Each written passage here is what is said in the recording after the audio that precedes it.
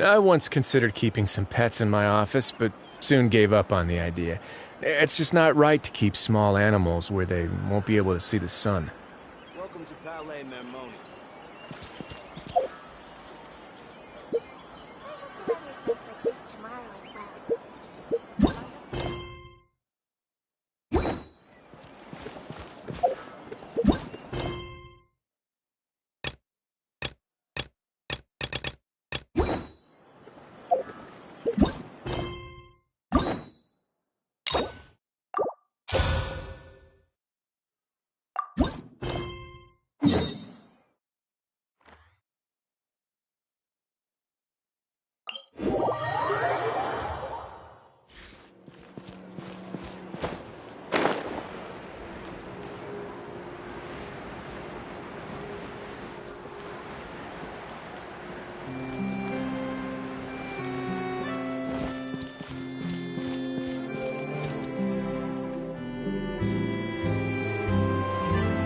This shop looks popular today.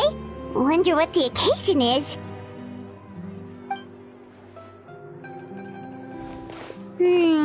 Butterfly Dew Cosmetics now on sale.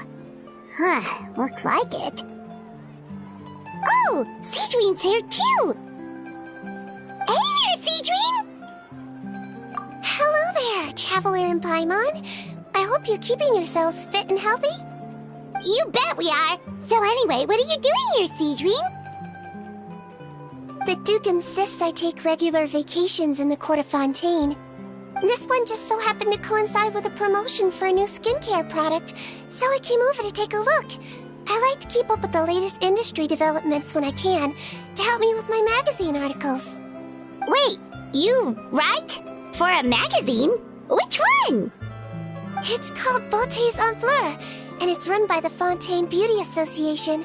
I've done lots of articles about skincare for them, using the pen name Maritime Flower. Oh, wow! You're a Maritime Flower? If Paimon's not mistaken, you're one of the leading figures in the Fontaine Beauty Association! What's so weird about that? Everyone loves beauty! I really like this role.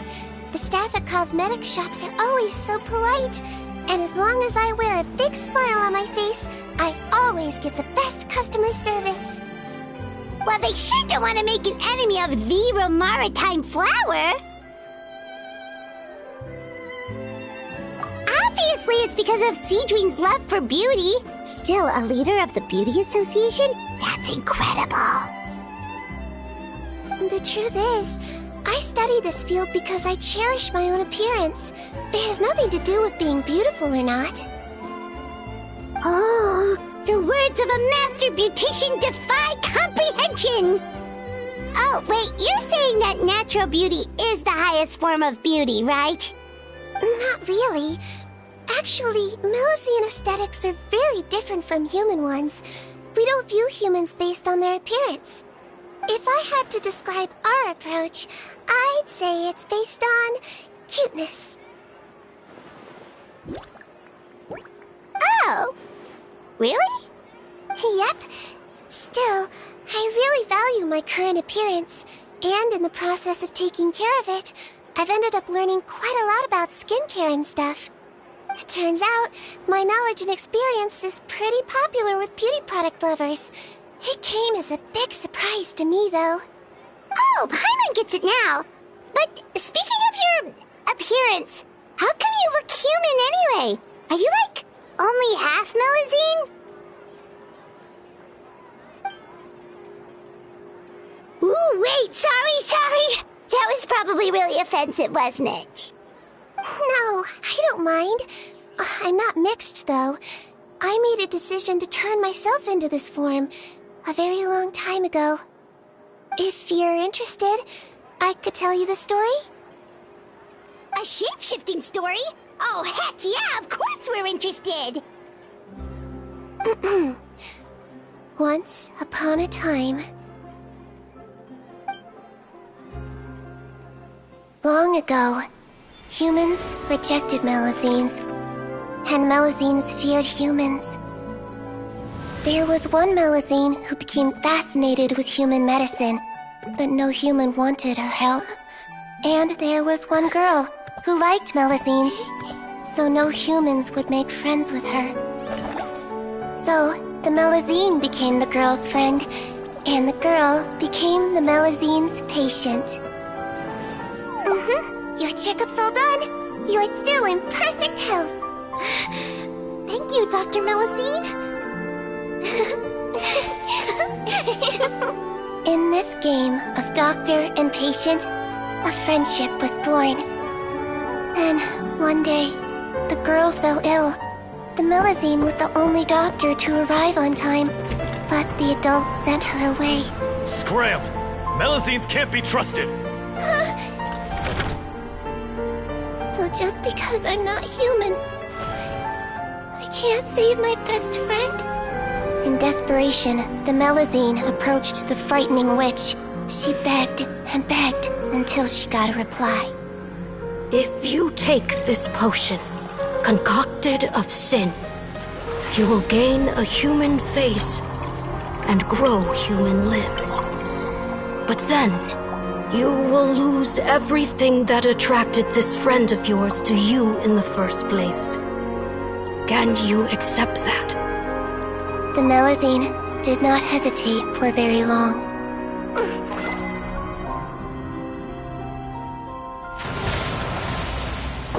On a rainy night, a little doctor knocked on the girl's door. The doctor wore a hood and raincoat, maybe to protect her from the rain, but maybe also to hide a secret. The little doctor held the girl's hand and treated her illness, just as she had so many times before.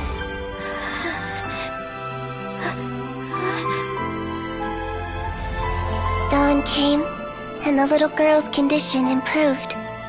But the little doctor was long gone, for she knew her friend would never recognize her again. And so, since then, I've lived my life in human form. Most people who know me just think I was born this way. Ooh. A witch? A potion? Why does this sound like a fairy tale? Trust me, it's a true story. Must be the way you told it then. It just sounds so... Yeah, not every Melusine would take human form to save their human friend. That must have been a huge decision. Treating patients is a doctor's duty. We must always find a way, even when the going gets tough. Ugh. It's so crazy that they turned you away just because you were a Melusine, especially when their daughter was so sick. Well, sometimes appearance can be a real barrier. But that was a long time ago. I like how I look now anyway. Paimon too! You're super cute this way. Attention customers! Thank you all for waiting. Now, on behalf of our skincare partner, I'm delighted to announce that our exciting new product is now officially on sale! Well, there we go. Let's have a look, shall we? Oh, Paimon, if you want to buy any skincare products, I'll be happy to give you some suggestions. Really? Personal advice right from a leader of the Fontaine Beauty Association? What an honor! Allow me to introduce our newest skin lotion, Butterfly Dew. I'm sure many of you have already read about this product's trials in the newspapers. To say that it improves skin quality is an understatement. This product gets its name from the way it transforms your skin and makes it glow anew, like a butterfly emerging from its chrysalis and spreading its wings for the first time. We are thrilled to have the inventor of this fantastic product with us here today. Please welcome Mr. Rawat, a researcher from the Fontaine Research Institute. Now, without further ado, I'll hand over to Mr. Rawat to tell you all about what Butterfly Dew can do for you. Thank you. Hello, everyone. I'm Rawat, and I developed Butterfly Dew. Wow, what a looker. He's a researcher? Wow, he's really challenging the stereotype. It seems that everyone is surprised by my entrance. Or should I say, my appearance. I'm well aware that researchers are generally better known for their brains than their dashing good looks. In that regard, I do believe I break the mold somewhat. Of course, appearance is a skin-deep way of defining a person. And yet one's appearance can be a very real set of shackles, holding a person back in their life. It can rob a young person of their self-confidence when applying for a job, dissuade a young lady from approaching the one she loves. Our actions are at the mercy of our appearance, and we slowly become the very person that the outside world sees us as. But what if I told you that those shackles can be broken? If our appearance prevents us from changing, then let us first change our appearance itself. Wash away moles, birthmarks, and wrinkles, and they can no longer rob us of our confidence. Replace them with luster and radiance, and we shall never again hang our heads in shame. That is why Butterfly Dew exists. Its mission is to allow us to shed our pupae, undergo a complete metamorphosis, and embrace a new life. Well, whether it actually works or not, after that speech, Paimon's already sold! Mr. Rawat, could I ask if you've used this product yourself? Of course, I tried it many times while I was testing it. You can consider me a product ambassador. Wow, then it's sure to work! Still, I don't expect to convince you just by blowing my own trumpet. So, could I get a volunteer from the audience to try it out? Oh, Paimon volunteers! Oh! Ah, what an honor! It appears we have a giant of the Fontaine Beauty Association here with us. In that case, Miss Sigewinne, could we seek your most expert opinion on this product? Sure. Whoa. Is that Romaritime flower? They say she's the pickiest user of skincare products in all of Fontaine. Here you go. Well, it's very kind to the skin, and the absorption rate is high. Even for Fontaine, this is a first-rate product. Wow, now that's high praise! I'll take one. Any discounts? All right. Well, all that remains for me to say is, Butterfly Dew is now on sale!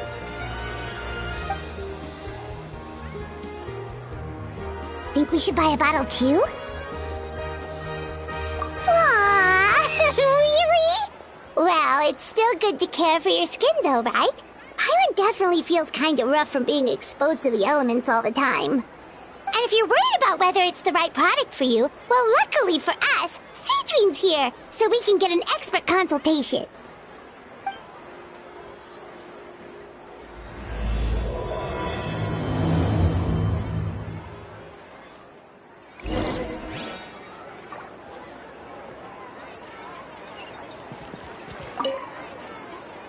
It's an honor to receive such high praise from you. To be honest, I was also hoping you might be able to point out some flaws in the product so I can keep improving it.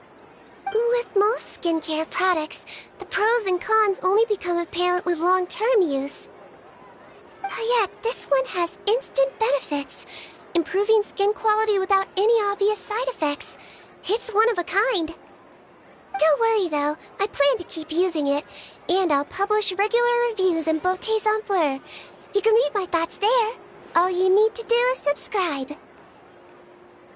Oh, I was hoping for a more casual conversation, but you are a beauty association leader after all.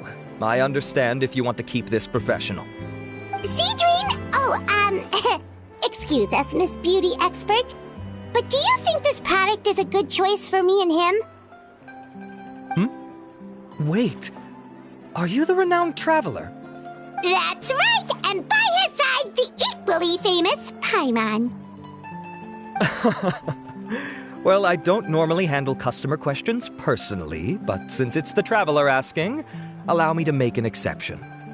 Butterfly Dew is made for all skin types, so no matter who you are, you can rest assured that it will be kind to your skin. If anything, it might be marginally more effective on Fontainian's skin, but other than that, it works the same on everyone. Why would it work better non-Fontanians?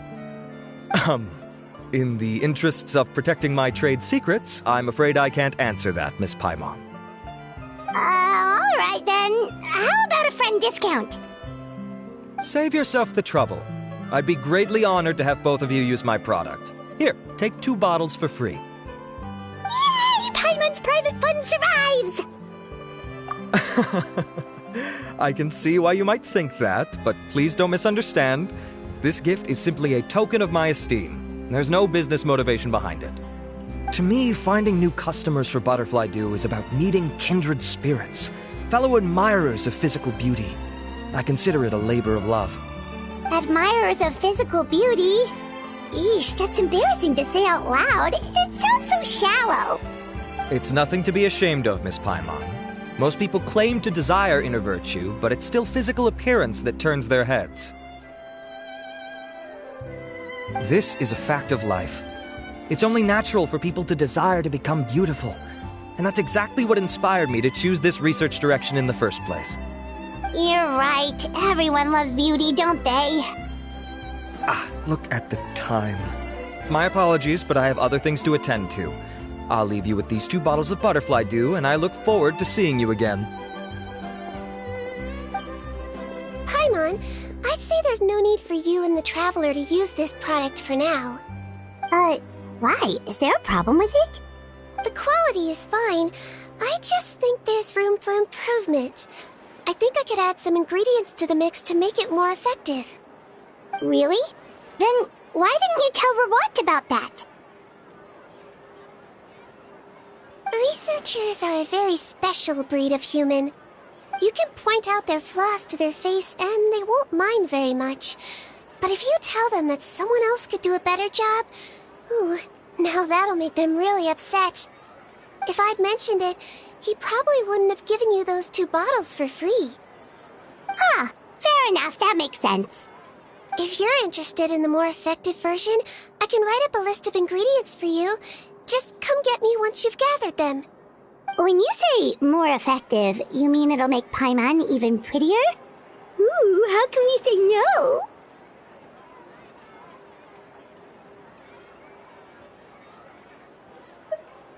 As for me, it's probably time I got back to the Fortress of Meripede.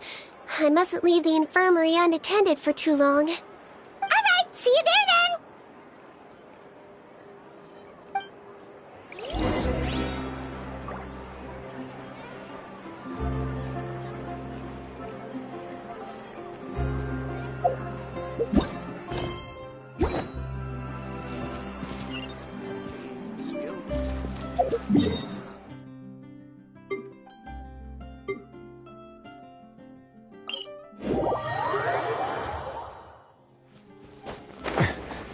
Just up ahead, Traveler. The ingredients for Sigewinne should be nearby.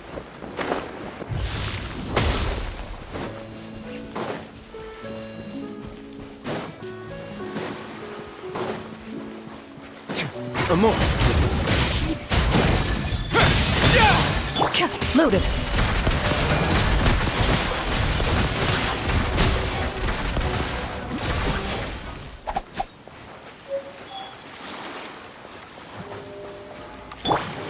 Shower me with praise!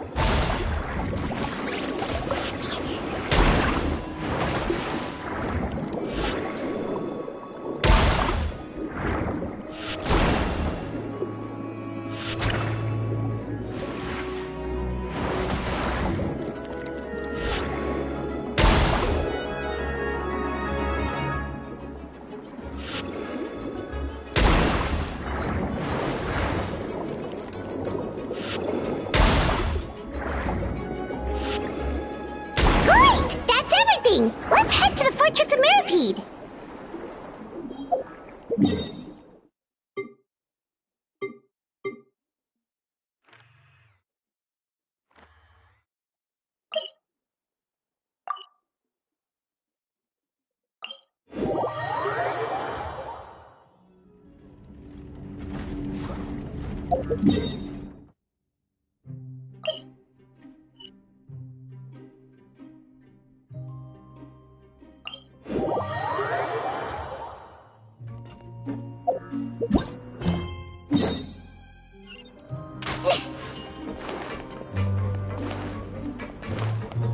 Let's see.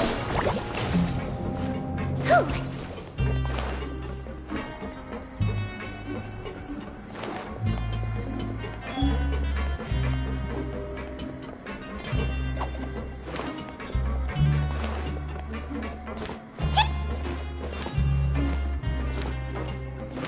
Hey! Don't slip and fall.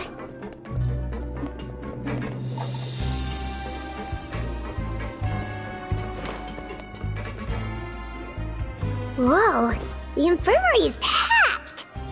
Please, you have to believe me. I saw it with my own eyes last night. Another me! He looked exactly like me.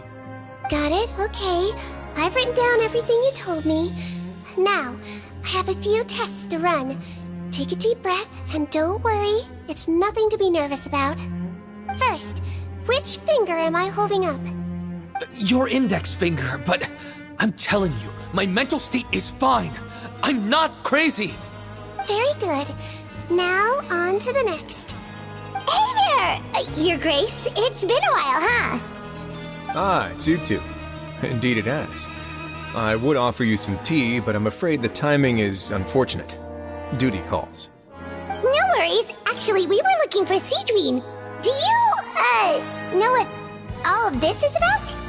This inmate came running to the guards in a panic, claiming to have seen his exact doppelganger. A doppelganger? Doesn't that just mean someone else kinda looks like him? And that's what I thought when the report first reached my desk. But we've inspected our records. No one even vaguely resembles him. Considering how certain he is of what he saw, I can only surmise that he's having some mental issues. So I brought him for a medical evaluation. All right, very good. Take a sip of water and rest for a bit. Evaluation complete. I couldn't find any symptoms pointing to a physical condition. I see. So do you still believe there's more likely to be an issue with his mind than his body? I have to assume so for now. Psychological issues are more difficult to detect. At this stage, we can at least confirm that he is in command of his cognitive faculties. The rumor mill will go crazy if word of this gets out.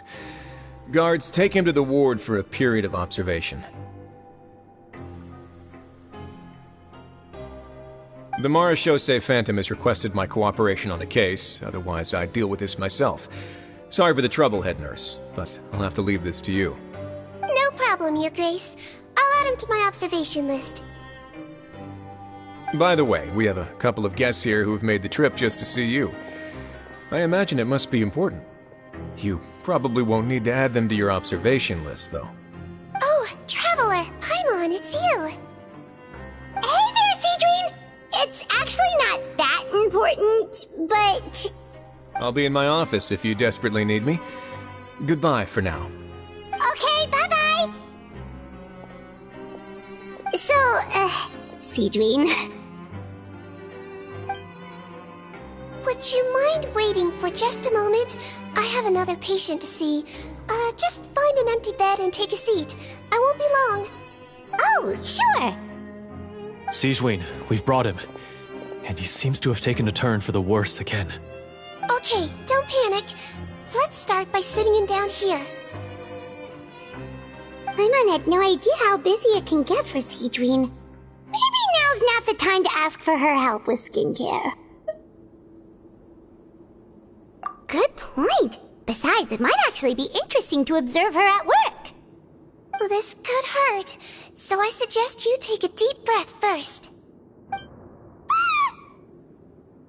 Did his face melt? What happened to him? It's anyone's guess. His face melted off shortly after arriving at the fortress.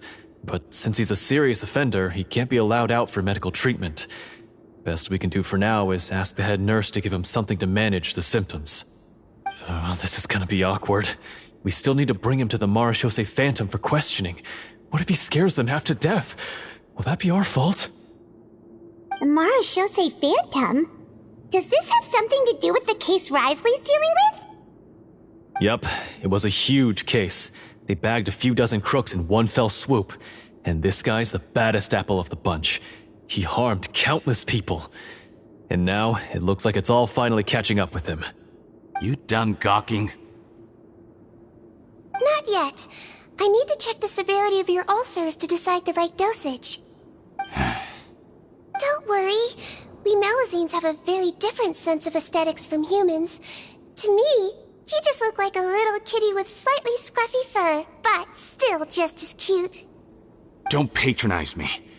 Do I look like a kid to you? Just give me the meds and let me out of here. I already missed my cell. Hey, lose the attitude. You dare talk back to our head nurse like that again, your days are numbered. Oh, it's fine. Okay, I'm going to apply the medication now. Tell me if it hurts, alright? Look how nice Sigewinne's being. And he still talks to her like that? What a nasty piece of work.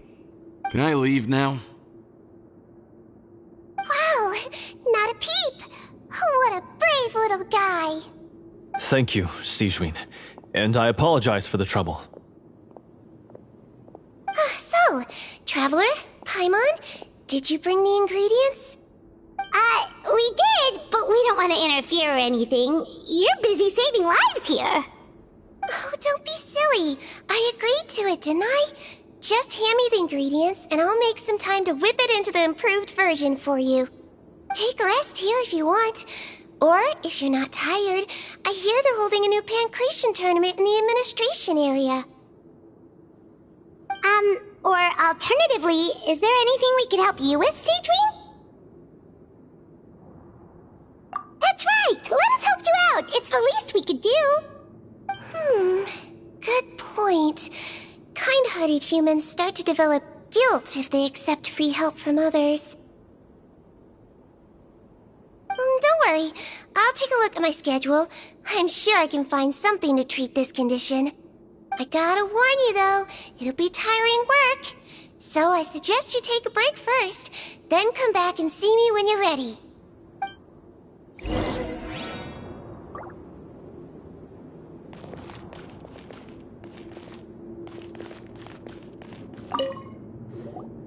We're ready, Sigewinne! What's our first mission? I found the perfect job for the Traveler. First, I'd like you to lie down in this bed.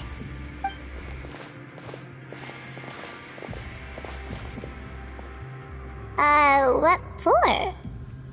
I need you to pretend to be sick. What? Oh, is it that difficult?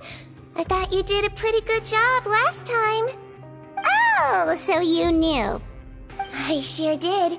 He was way more interesting than the usual malingering inmates, and you played along very well, Paimon. I observed you two for quite a while after that.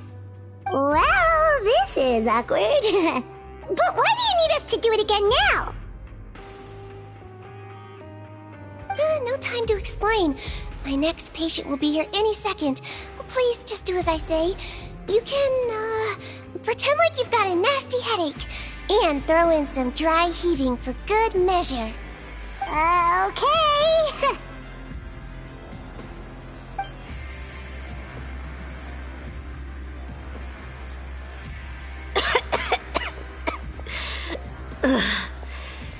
Hey, Doc. It's me.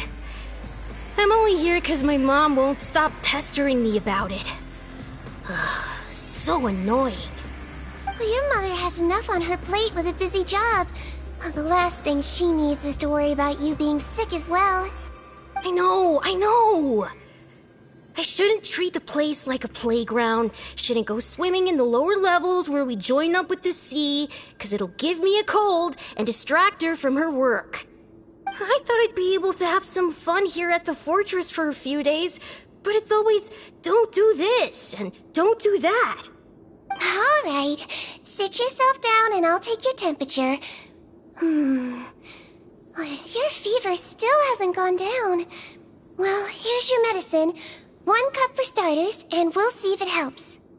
But Doc, it's so bitter. Do I really have to drink it? I mean, I'll be fine, right?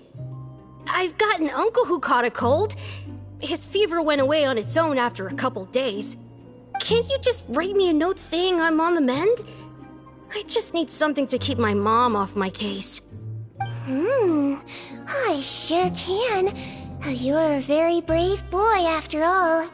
Huh? Brave? What makes you say that?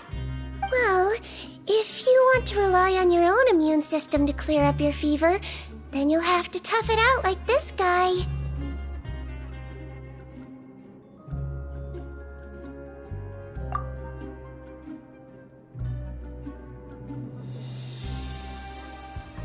Hang in there, traveler! Are you gonna puke? Paimon can get you a paper bag! Huh? As long as you're tough enough to get through the nausea and dizziness caused by the high fever, you'll be right as rain after just a few days' rest.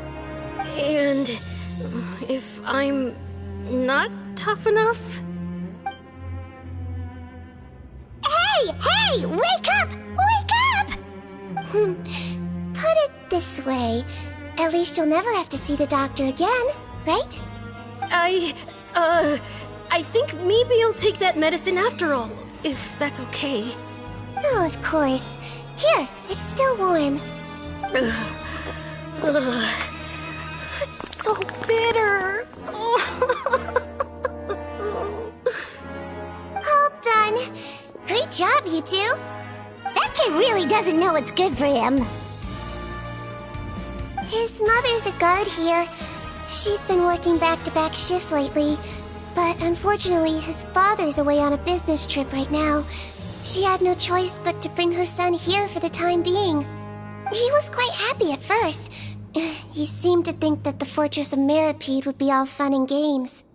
So you made us put on that act just to scare a kid into taking his medicine? That's a pretty sneaky trick. Seems like there's a whole side to Sigewinne we never knew about. It's a technique I learned from my teacher. Oh, you had a teacher? Was she a Mellowsine doctor too? She was human. She passed away a long time ago. Oh, sorry. No, it's fine. I really liked my teacher, so it's always nice when I get to talk about her with other people. She was a traveling doctor, and since she didn't have a clinic, she'd go out and visit her patients wherever they were. Dealing with the badly behaved ones was her specialty.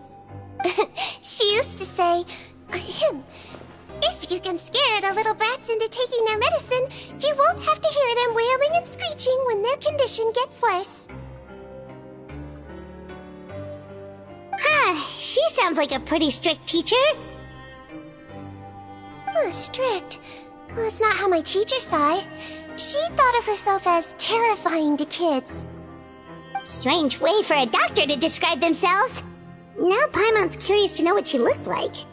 As it happens, I actually have a picture of her. Oh, wow, yeah, okay, that'll terrify the kids. Yep. All the children she treated thought she was a witch. Why does it almost sound like you're envious of her? Oh, because I am. If she was here, all the children would take their medicine without any need for tricks. A doctor who looks like a witch. True, they wouldn't dare try anything funny with her around. Oh, me, on the other hand, it's hopeless. Children aren't afraid of me at all. That's actually a good thing, you know? Oh, my next patient should be arriving now. Would you mind lending me a hand again? Sure thing! On to the next mission!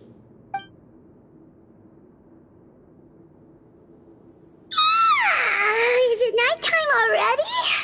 That flew by. You really have a busy job, Sigewinne. Well, thanks to you two, it was much easier today. Aww. Should we get some rest? It's getting pretty late. Oh, there is one last thing. I have to keep it confidential, so I usually leave it till after everyone's clocked out. Confidential? Are you sure you can tell us? It's fine. You're not living here anymore, so it's okay if you know. All it is I have to prepare some ingredients to make healthy meals with. Wait, you mean those healthy meals? My patients refuse to eat any healthy meals I prepare in front of them, so I have to prep the ingredients in secret, then let the chef at the Coupon cafeteria handle the rest. Considering even the chef's version makes people uneasy, it really makes you wonder what's in it. You want to find out? I can teach you how to make it. That way, if you ever suffer from exhaustion on your future travels, you can prepare a healthy meal for yourself. It's really good for you, you know. Sure? Guess we can help out one more time.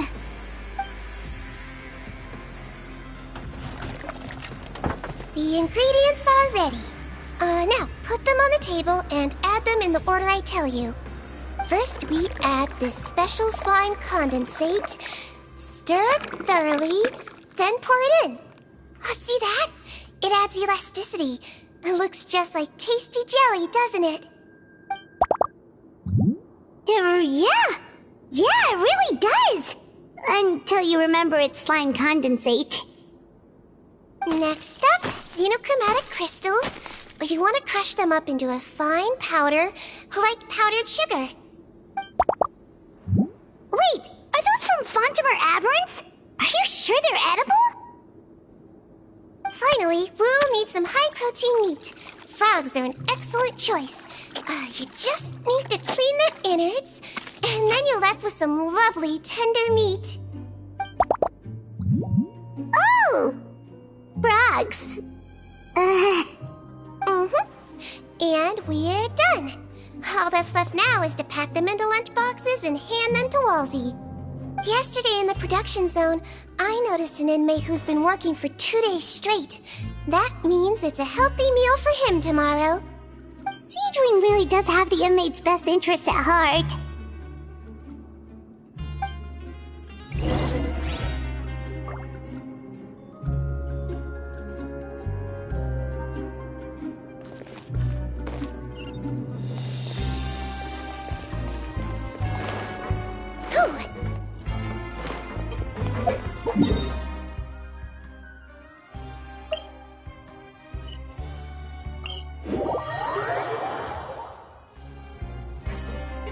Don't slip and fall!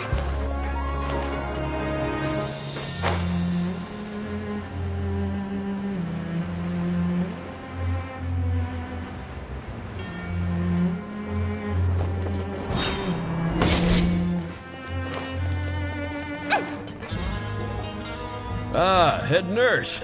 Got some extras for me? Just the one today. The serial number's on the lid. Sounds good. I'll make sure it gets delivered. Sounds like they're talking in code. Thanks for your help. Oh, it's no trouble at all. I only wish I could do more. You work so hard for all our sakes. I'd happily lose a little sleep if it meant helping you out. That won't do. If you reduce your sleeping hours any further, your health will start to suffer. All right. Nurse's orders. I'll do as I'm told. But you take care of yourself, too.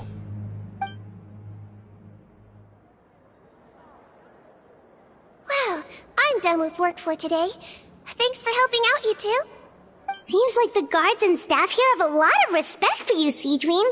In just one day of helping you with your work, it feels like we've done a lot for the fortress. Head nurse, please, wait. I'm sorry to disturb you this late at night, but I think you'll agree, this is urgent. Okay, just relax and catch your breath. What's the matter? The guard at the observation ward, Odilon, he told me to pass on a message to you. One of the inmates there, the guy suffering from possible hallucinations, well, he seems to have made a sudden recovery, and now he wants to apply for permission to leave the ward. Huh? Already? You were right to tell me. I'll have to examine him and make sure he's well before we discharge him. Looks like we've got one job as medical assistants left. We'll come with you.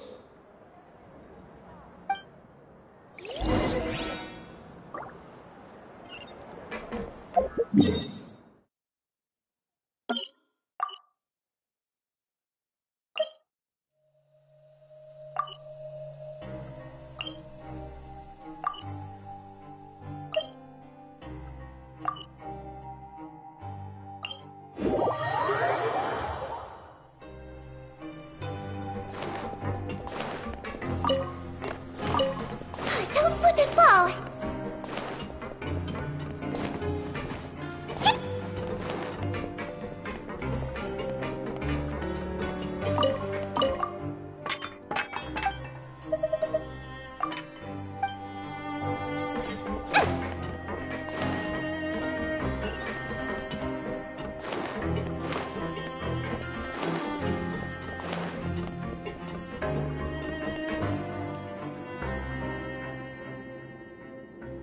Ah, head nurse, you're finally here.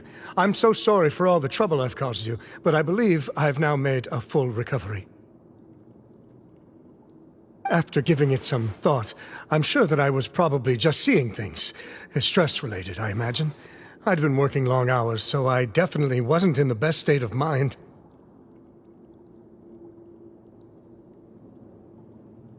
I totally understand.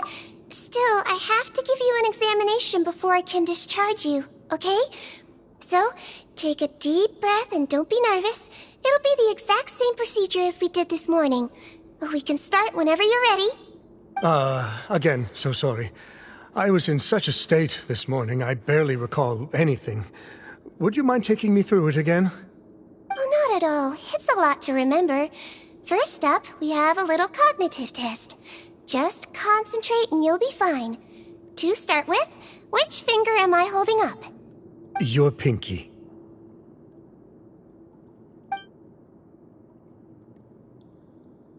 All right, all indicators seem normal.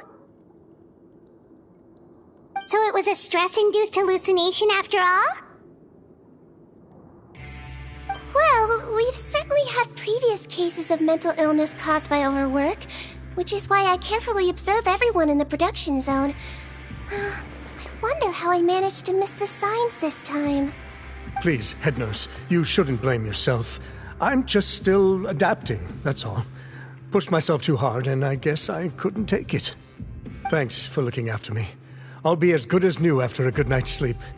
And if you can give me the okay, I know I'll sleep better back in my good old dorm. It can be difficult to relax in an unfamiliar environment. Alright then, you can leave the ward. I suggest you take 2 days off to focus on your recovery. I'll take you off the observation list for now, so you're officially discharged. Great. I can't thank you enough, head nurse. Mr. Odilon, could you escort him back? Of course. I'm on guard duty in the administrative area tonight, so nothing will go wrong. You have my word.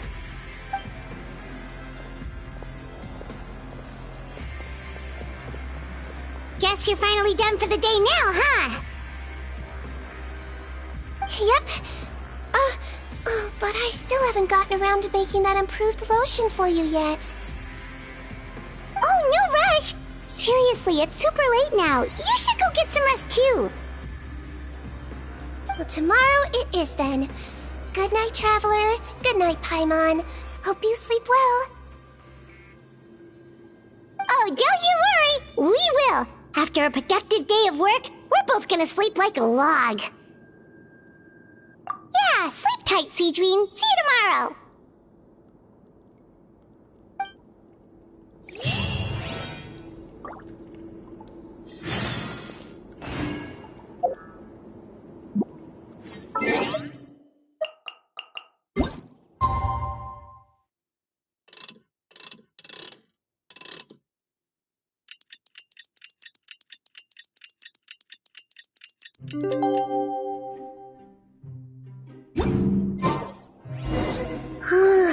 Paimon really did sleep like a log. Let's go find Sigewinne.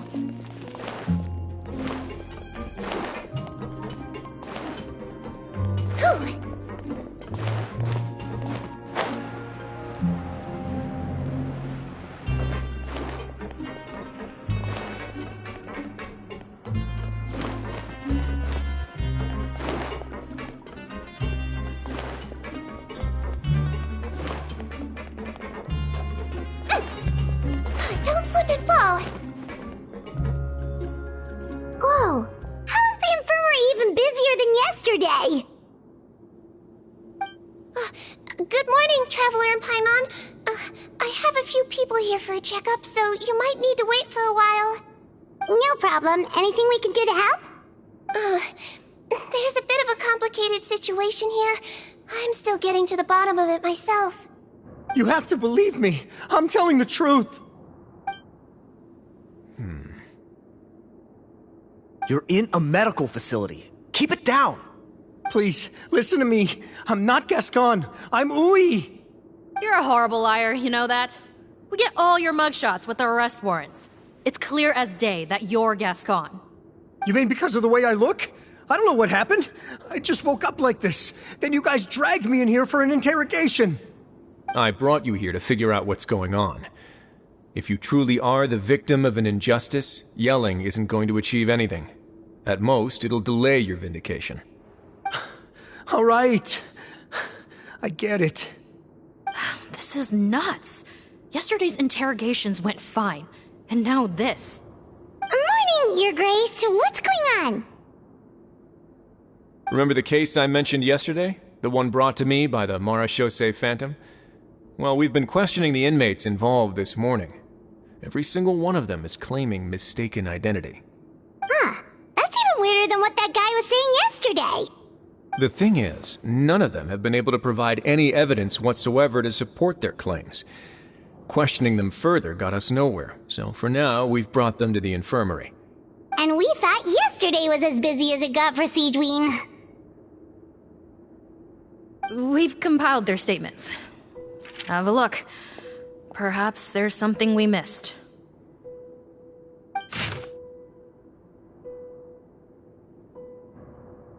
Wait.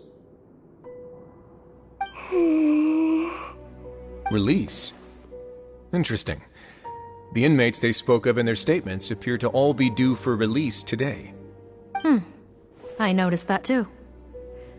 If that's their plan, they're underestimating us a little. Every serious offender claims that there's someone else who just so happens to be due for release today. And they're expecting us to go along with that. All the more reason to be cautious. Lumberzar, check the release list for today and make sure no one gets processed. We're gonna need an excuse, though. Just say we're out of forms, and that we're furiously printing more as we speak. I'm on it. It's conceivable that our group of serious offenders somehow found a way to switch places with inmates who are about to be released, so they can walk out right under our noses. We did consider that possibility. But I mean, just look at them. They match the warrants, period. How could there have been a switch? Only if they're dead ringers for the inmates due for release, I suppose. I gave you that name list yesterday to assist in your investigation. Did that help? Yes, the inmates' mugshots were attached to the list. The first thing I did was check for lookalikes, and I didn't find any. The only other thing that stands out to me is that their voices sound a little different today. But it's not exactly hard to put on a fake voice. Oh, really? What does our head nurse make of all of this? Give me a moment. I think I have a way to confirm whether there's been a switch. I know, it's not time to change your dressing yet, but please bear with me. Huh? Isn't that the guy from yesterday? This should be Honore. He has very severe facial ulcers, which require an operation in the hospital at the Court of Fontaine. I authorized him to leave the fortress for medical treatment under guarded escort. Yes, like I told you. I'm not Potton. I'm Honore. So there has been a swap. Well, I can see what happened in Potton's case, but how do you explain the other inmates? You're not telling me their souls switched bodies, are you? No, I believe it was their faces that got switched. The method is a bit like replacing a tooth. Take the bad tooth out, put a false one in. And actually, I think I can prove it to you. Traveler, Paimon, do you remember Eric from the other day? Yeah, sure do. Then you can be my witnesses. To start with, please fetch the inmate who claims to be Eric.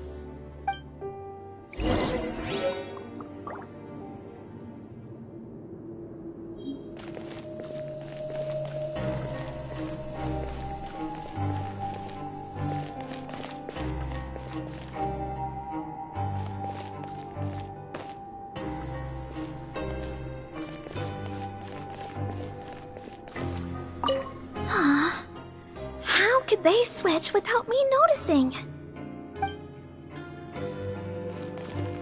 What the heck is going on? Looks like our head nurse is relying on you for this one. Thanks in advance.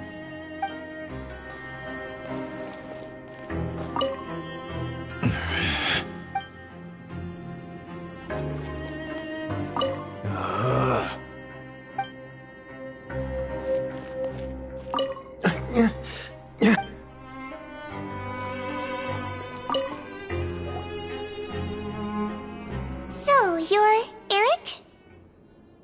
Yes, head nurse, it's me. You do believe me, right? I need to do another examination on you. Same procedure as yesterday.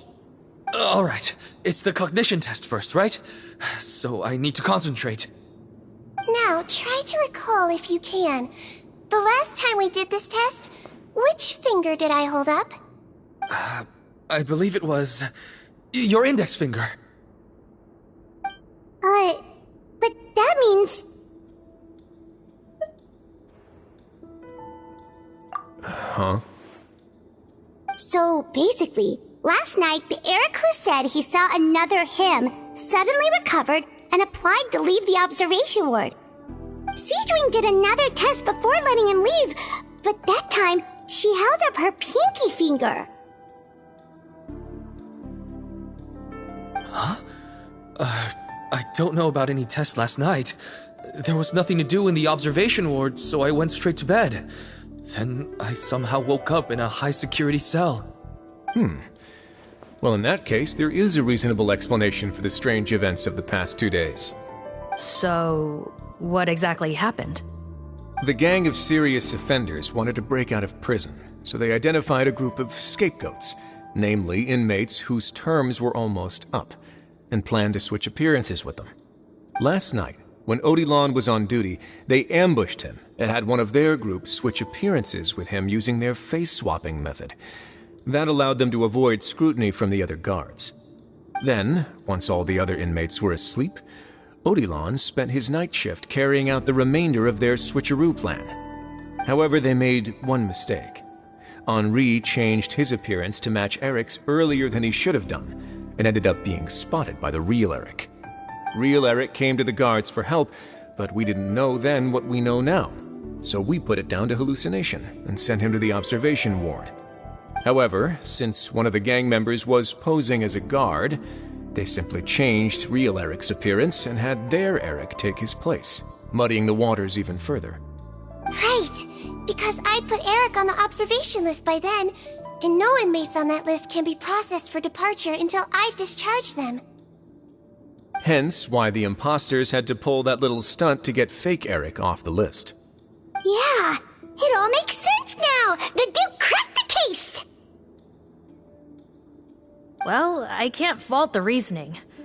But I'm afraid that we ruled out the possibility of face switching very early on in this process. Criminals altering their facial appearance to commit crimes is nothing new. In fact, one of the explicit duties of the Malazines in the Marechaussee Phantom is to identify criminals in disguise. We carefully examined all the suspects, and there is no evidence that any means of disguise were used in this case. Huh. Well then, how do we explain all this? So far, it seems more likely that the gang stole documentation belonging to the inmates due for release, and are using that to commit identity fraud. Actually, there is a potion that can completely change someone's appearance. If they use that, even a Malazine wouldn't be able to detect it.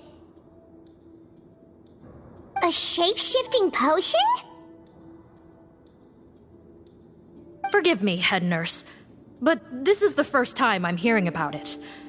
If such a potion truly existed, it would jeopardize our entire investigative process at the Marechaussee Phantom. Are you certain of this? Yes, I am. But... Please, trust me in my professional opinion as an experienced clinician. At the same time, without any solid evidence, it's pure speculation. If we can round up all the inmates suspected of switching places, then have a little talk with both sides, we might just get our answer. Yep, let's do that. Okay. Well, it was our negligence that meant we had to come and conduct these post-internment interrogations. And I know it's put you out. We'll do it your way. Your Grace, bad news. I paused the releases like you asked, but we were too late. A bunch of people already got processed 2 hours ago. I checked the list, and sure enough, it's all the people who gave statements. 2 hours ago? That's before today's interrogations began. They had this all planned out. So there really was a switch after all. They really pulled the wool over our eyes on this one. We should be able to catch up with them if we leave now, right? Not if that potion is real. They can just switch faces again after leaving the fortress. And if the Marechaussées Melusines can't even spot them, we wouldn't know where to start searching. Yikes! So we're at a complete dead end!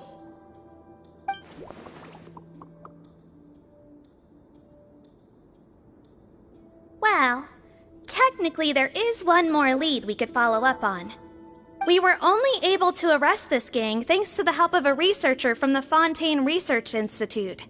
I believe his name is Rawat. Oh? Rawat? Isn't that the handsome guy we met at that skincare promotion? Handsome? Maybe from a human point of view. I just remember that he specialized in potions. One of the crimes this gang is charged with is the manufacture and sale of illicit drugs. According to Mr. Rawat, they appear to have stolen technology he developed through his research and used it in their operation. At first, he thought it was a typical case of intellectual property infringement, and he tried to negotiate with them. But once he discovered their criminal operation, he reported them to the authorities. Thanks to his report, we were able to swoop in and arrest them all in one go. What a hero! Bet that took courage on his part. No doubt. This is worth following up on. As the one who snitched on them, it's highly likely that Rawat will be targeted by the escapees. That aside, since he's negotiated with them in person before, there's a chance he'll have some additional information for us. Understood, Your Grace. My team and I will head to the Fontaine Research Institute right away. In the meantime, please keep an eye on the face switch victims for us. Of course. Miss Morgan, I'd like to come along and help you catch these criminals. Huh? Why's that? Well, I'm the one who discharged the fake Eric last night, so I feel partly responsible. Don't say that, head nurse. Your focus was on the inmate's health, and rightly so.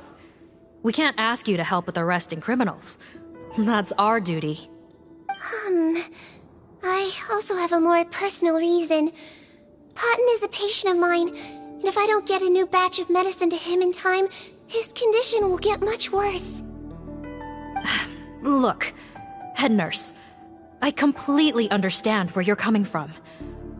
But arresting criminals is dangerous business. And if anything happened to you, none of us can afford to take on that responsibility. Don't worry, I can defend myself just fine. You say that, but still. If I may, Miss Morgan, Sigewinne is the one who raised the potion hypothesis, and I'm sure she has far more expertise on the topic than your team. My suggestion would be to bring her with you. And if you really are worried for her safety, then...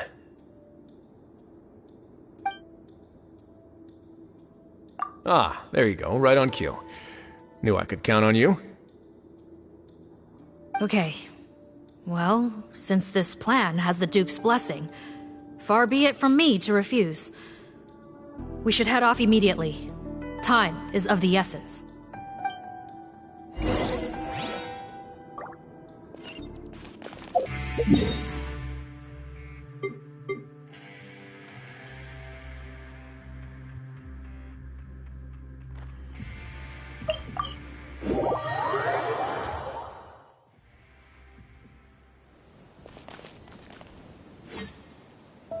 Greetings. Sorry to impose, but I'm afraid we're here on urgent business, and we're gonna need you to cooperate. The Marechaussee Phantom. Let me guess, you're investigating some more legal research? Not this time, no. We're looking for a researcher. Do you know where we might find Mr. Rawat? Rawat. Oh yeah, Mr. Handsome, right? He actually doesn't work on site here very often. There's a handful of researchers in the nearby area who know him pretty well, though. You can see what they know. Just a handful? Paimon figured he'd be the most popular guy around. Well, I guess you could say he's popular, at least on a superficial level. He's blessed with good looks, so he tends to make a good first impression on people.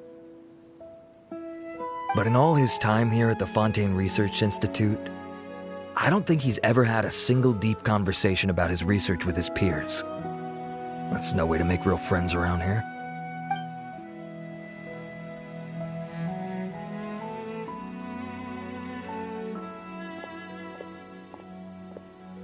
That's so weird. He definitely didn't come across like a recluse at that product promotion. Oh, I don't find that weird at all. He definitely didn't strike me as the kind of guy who's, good at making friends. Really? Paimon couldn't tell. Must be a Melusine perception thing. Okay, we should talk with his acquaintances. But we also need to check the Research Institute for any clues. Let's split up. It'll save us some time. Sure thing. We'll go ask around among the other researchers with Sigewinne. Paimon's suddenly kind of curious to know what everyone really thinks of him.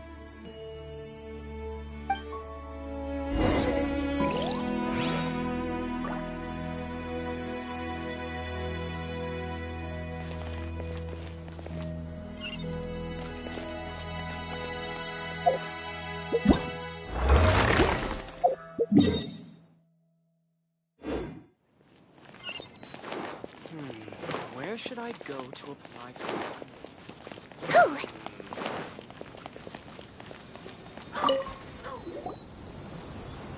Excuse us, are you Audrey?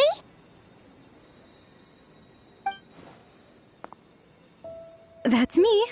What is it? Are you close friends with Rawat? We're trying to find out where he is. Close friends? You mean because I told him I had feelings for him once? I doubt I'm the first or last at the Institute to make that mistake. Why would you single me out as a close friend? I should have known, really. Men like him, they just enjoy being surrounded by fawning women. They're not interested in a serious relationship. Okay. We were just kind of wondering if you might know where we can find him. Why would I know where he's at? I barely know him, and he probably doesn't even remember me. Ugh, this is getting annoying. Shall we go ask someone else?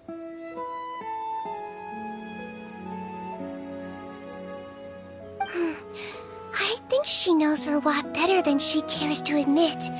If we leave now, it might be a wasted opportunity. Maybe, but we're not going to get much out of her while she's in this state, are we?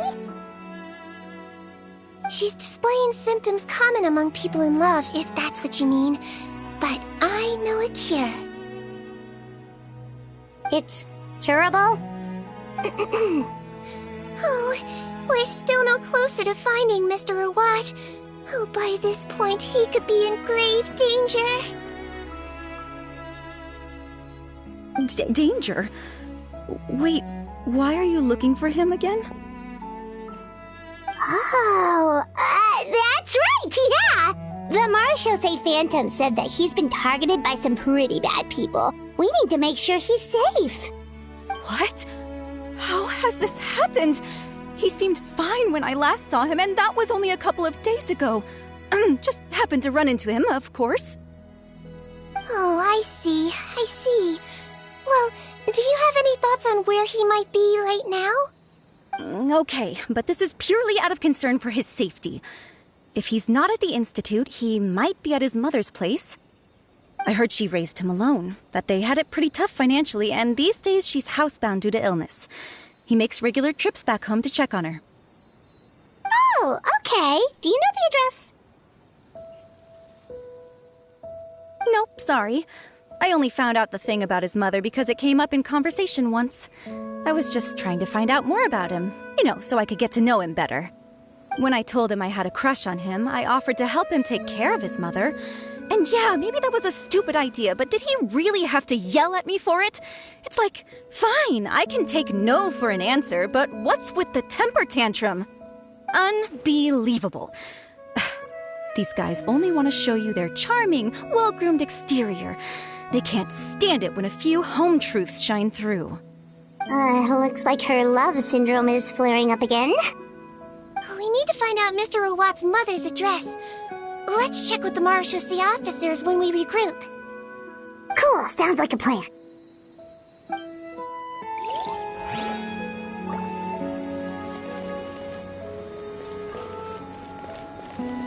Hey!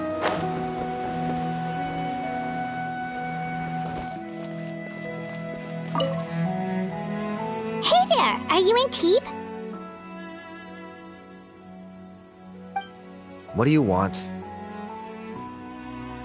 We're here to ask about Rawat. Any idea where he might be? We were told you were pretty close with him. Close?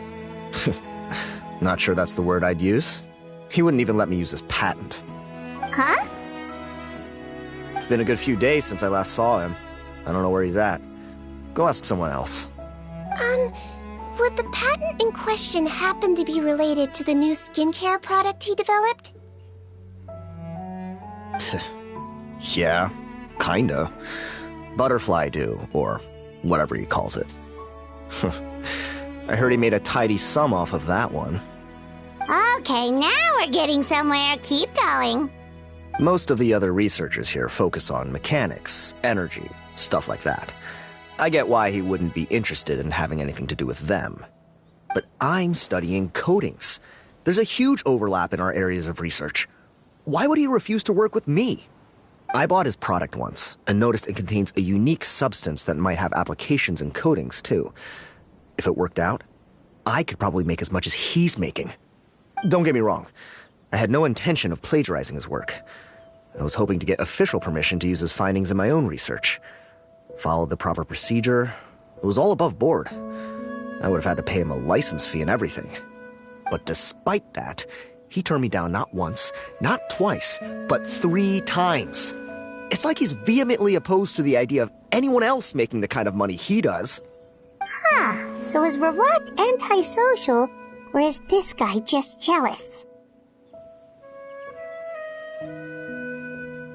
Well, it doesn't look like we're gonna get any info about Rawat's whereabouts from him. Let's go! Wait, 1 second. Mr. Antibes, next time you go shopping, you should buy some Buell fruits. Peel the skin, steep in water, then drink. It'll help calm your mood. Huh? Yeah. Thanks.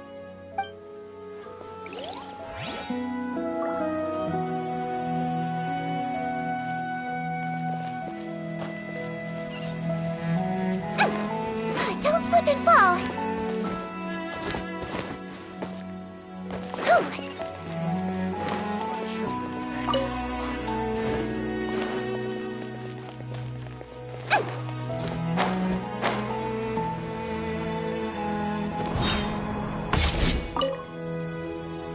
Sorry to bother you, sir, but are you Bertram?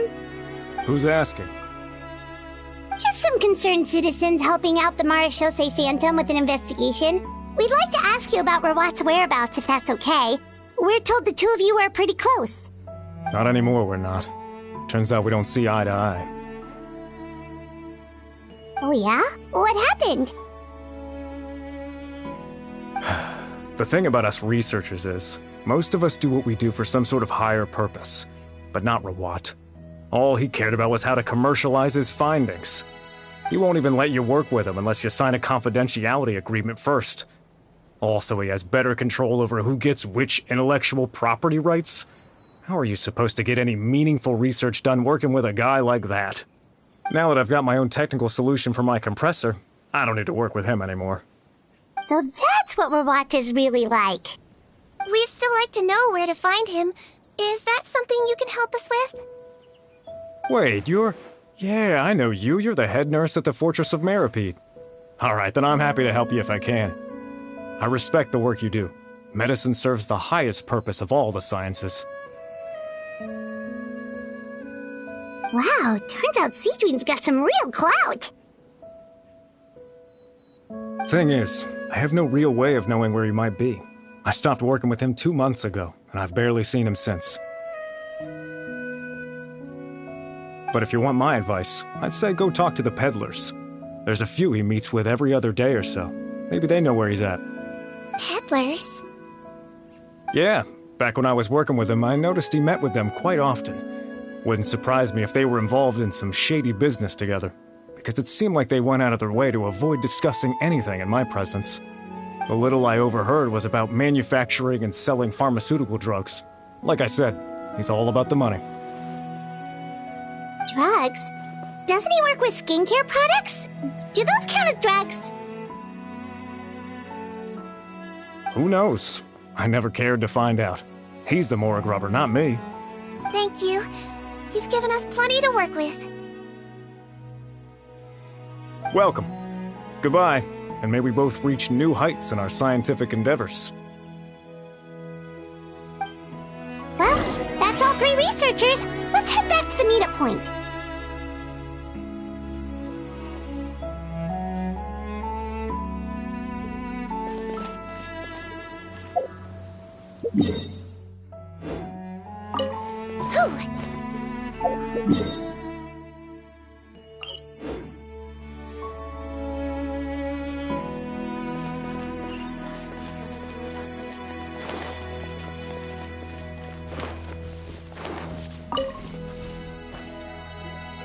You know, Paimon started out thinking Rawat was a handsome researcher with a friendly and cheerful personality. It's such a surprise to learn that his peers have a different impression of him. So, what's your view of him now, Paimon? A handsome researcher whose difficult upbringing turned him into a profit chaser with a chip on his shoulder? So your thoughts about his appearance haven't changed at all? Well, his looks are kind of a big deal, at least in Paimon's opinion. How did such a handsome guy end up being so antisocial? Even with his difficult family background, it just doesn't make any sense. You can't judge a person solely based on their appearance. Head nurse. Traveler.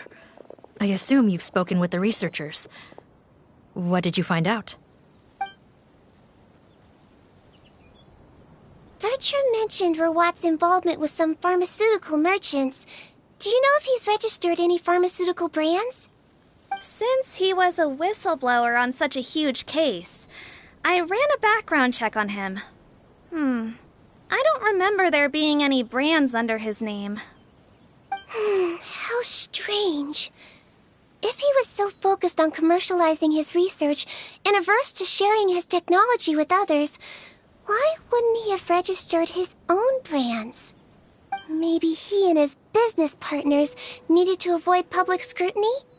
You think he may have colluded with the gang?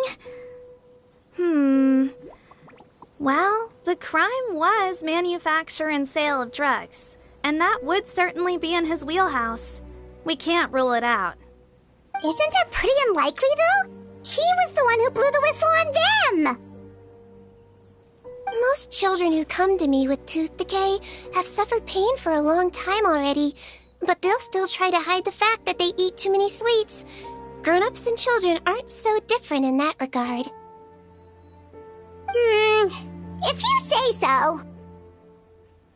I saw him when he came to make his report, and I certainly didn't get the feeling that he was the type to collude with criminals. Perhaps it's more likely that they were coercing him. You mentioned that he comes from a poor family. So, it's possible that the criminals approached him asking for academic support, luring him in with the promise of riches. By the time he discovered who they really were, he was in too deep. They had leverage on him, so he was forced to keep working for them. I've seen it happen many times before. That does make a lot of sense. It would definitely explain why he was so unwilling to cooperate with his fellow researchers. No wonder he's so unsociable. He must be on edge all the time with a gang of crooks breathing down his neck. In that case, the situation could be worse than we thought. If Rawat was working with the escaped inmates, they're sure to know more about his whereabouts than us. Oh, there's a good chance they'll get to him before we do. Based on the information we've gathered so far, he was last seen 2 days ago. If no one's seen him since, maybe we're too late. 2 days ago? So he went missing right after that product promotion. That was the same day he reported the criminals, too. Not a good sign. Don't worry, everyone. I believe we still have a chance. Since he disappeared right after blowing the whistle, it's likely that he's gone into hiding. Yeah, he must have been worried that they'd come for him. All the more reason to find him as soon as possible. The only lead we have at the moment is his mother's house, which you mentioned earlier. Seath, think you can find the place? Yep. When you register a brand, the Court of Fontaine requires you to provide a legal address. The one Rawat wrote down was in the outskirts of the city. That should be the place. Okay, then there's no time to lose. Let's move.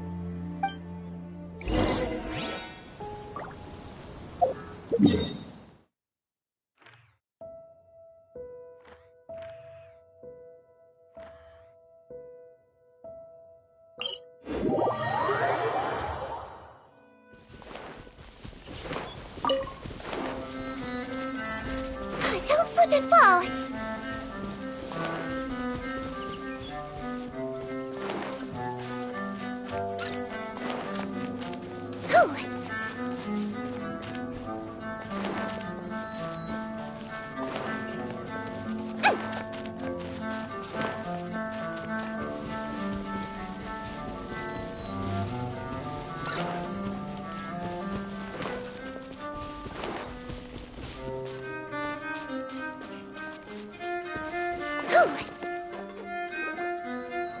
All right, this should be the house. I'm pretty sure this was the address. Okay, I'll knock.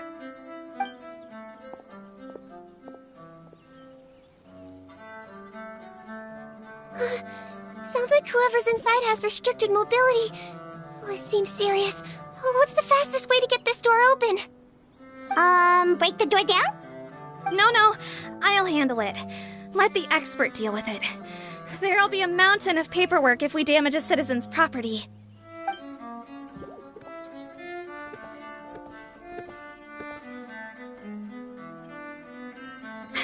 Calm down. Deep breaths. Remember your training. Control your strength. And... it's open! Seath, take a few people and lie in wait. Keep your eyes peeled for any activity around the house. The Traveler, head nurse, and I will go inside.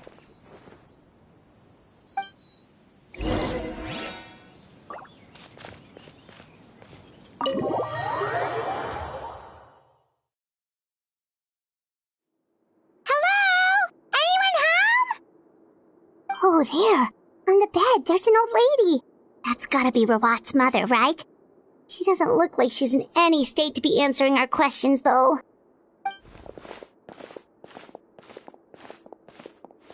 We could try, but she is very ill. We mustn't force it. Well, doesn't look like Rawat's here. She's the only one we can talk to. Yep. Allow me. Hello, ma'am. Might I ask if you're Rawat's mother? We are trying to locate him.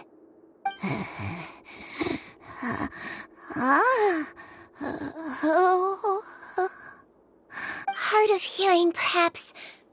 Does anyone have a picture of Rawat? I have one here.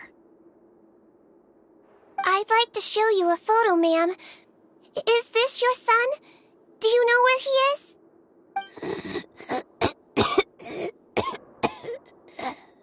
Looks like this isn't gonna work after all.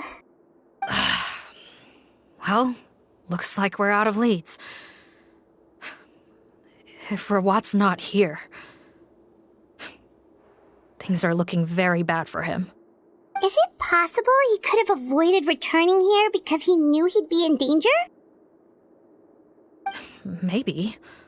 But if so, where do we look next? Maybe we should take another look at the Institute. Yes, so. I suggest we all return there now. We found a good amount of useful information the first time, but perhaps there's something we missed. This is our last hope. Sorry, officer, but could I stay here for a while? This patient requires some care. Of course. Traveler, stay with the head nurse. You're technically here as her assistant after all. Also, I'd like some Marechaussee members to stay as well, and keep an eye on the area. Why's that? If Rawat knows how serious his mother's condition is, he will return. Got it. Okay. I'll tell the squad members in hiding to stay put and keep a lookout. Thanks for helping me out yet again, Traveler and Paimon. No problem.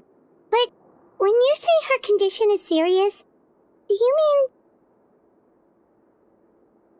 Yes. She's barely clinging on to life. Oh. Let me take care of a few things first. Could you pass me the towel over there? Yeah, of course.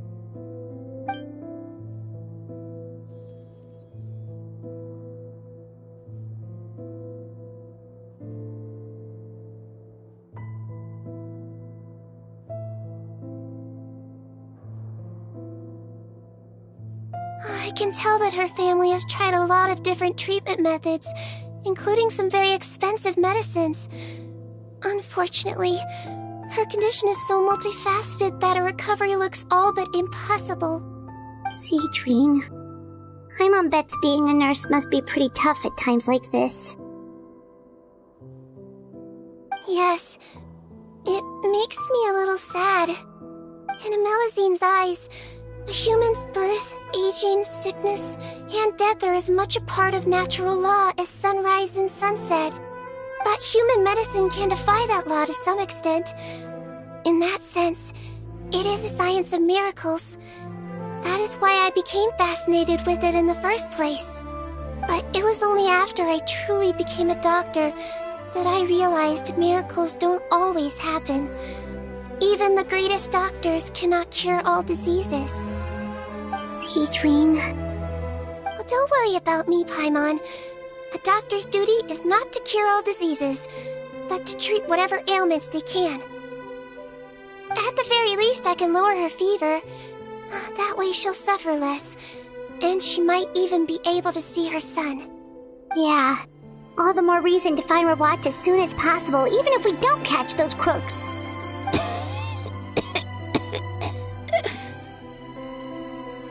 Oh, her fever is getting worse. Could I get some hot water? Sure, we're on the case.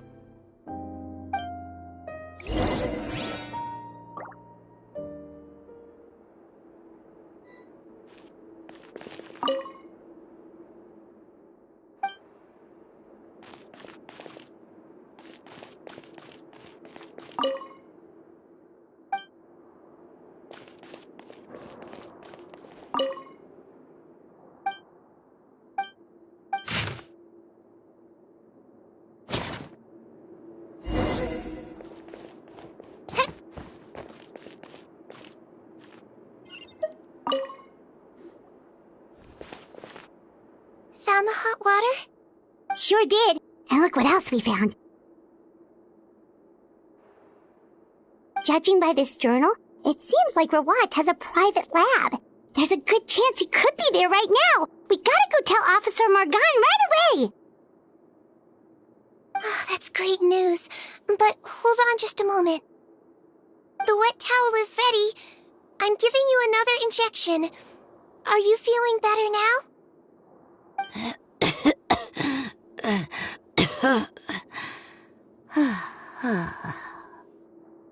It's all right.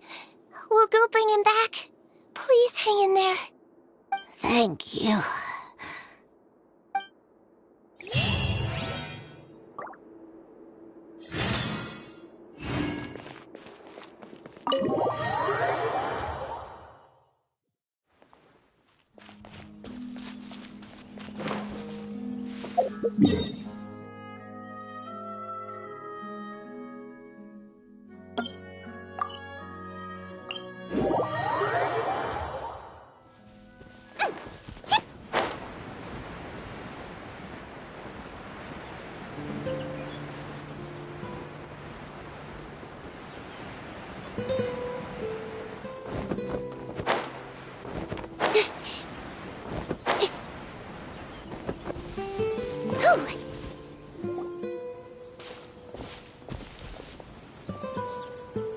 It's Officer Morgan! They're already here!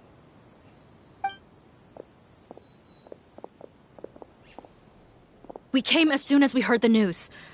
I can't believe we were so careless. The most crucial information of all was hiding right there, in that room. And we missed it.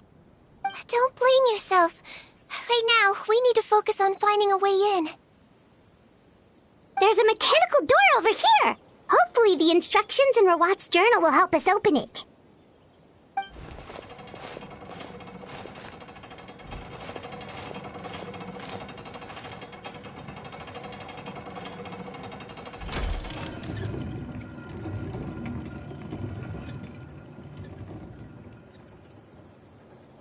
It's open.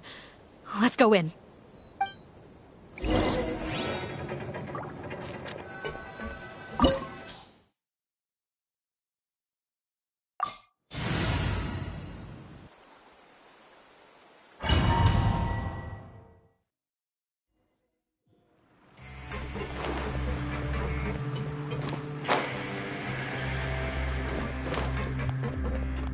How did they get in here?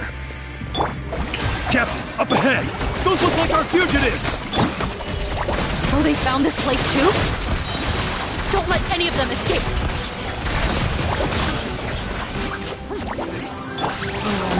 I'm way now.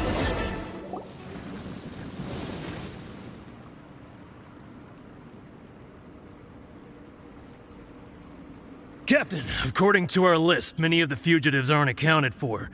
There may be others hiding deeper inside the facility. Ah, so these guys were just the lookout crew. The Marashose Phantom! How did they find this place? Wait, it's that guard from the fortress! That's right, I'm on your side. The Duke sent me. What's the matter? Some sort of mix-up? Mr. Odilon, didn't I tell you a few days ago that you need to stop all field work until you've recovered? Well, you know, gotta help His Grace out. Share the load.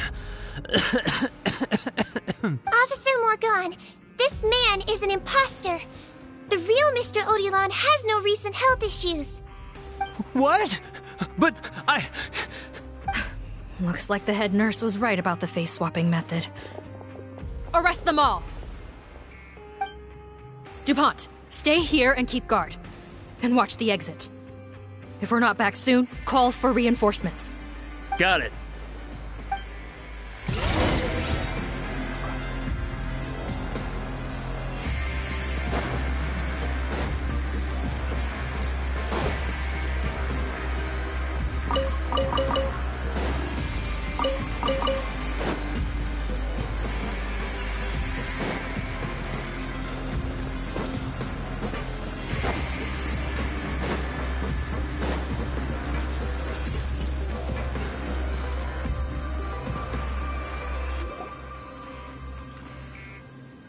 So many jars.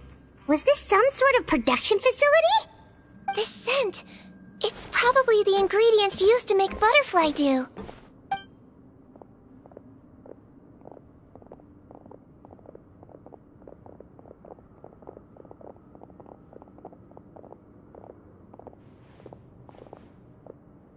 How come they're all empty?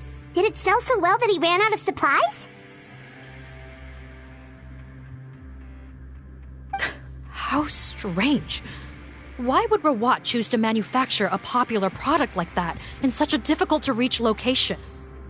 Given our suspicion that he may have been coerced into the illegal drug trade, I would have thought that any production facility we find here would be used for illicit purposes. Perhaps butterfly dew is itself an illegal drug.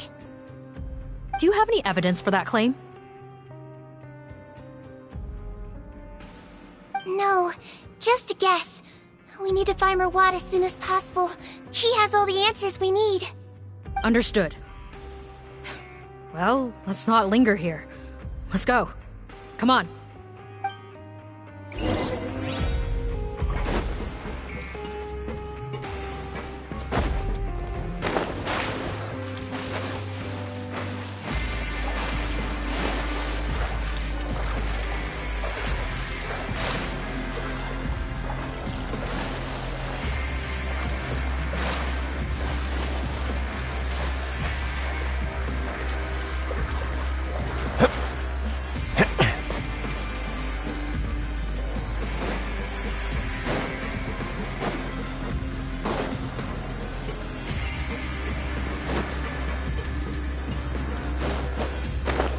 Look like we're gonna get this door open. Let's find another way around.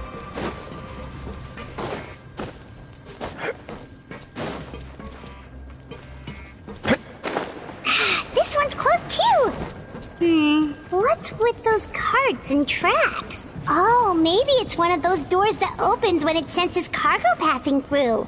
There's a loaded cart right over there. Let's bring it to the door and give it a try.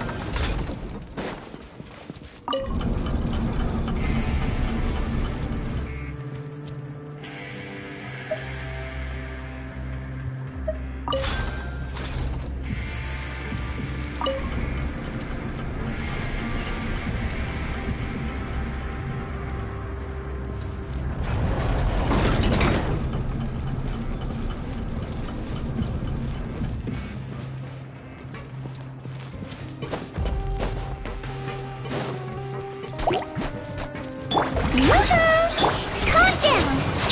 He might feel a little prick.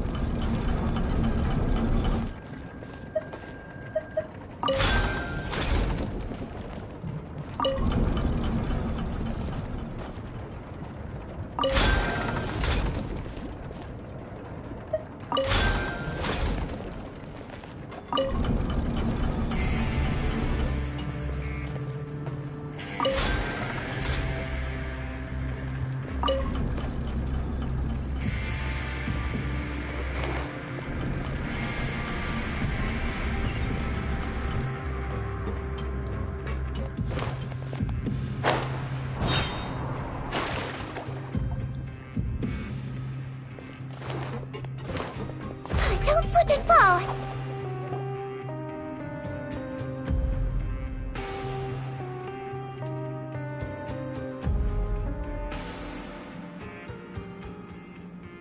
This room's much smaller than the others. Judging by the implements on the table, this looks like a potion-making lab. Head nurse! Over here.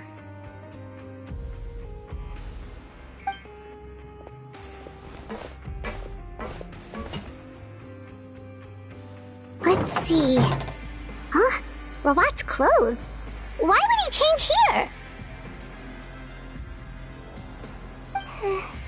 Perhaps they stripped him down, left the clothes behind, and disposed of him somewhere else? Yikes, Sigewinne, where did that come from? Oh, what a tragic way to go. Especially with such a bright future ahead of him.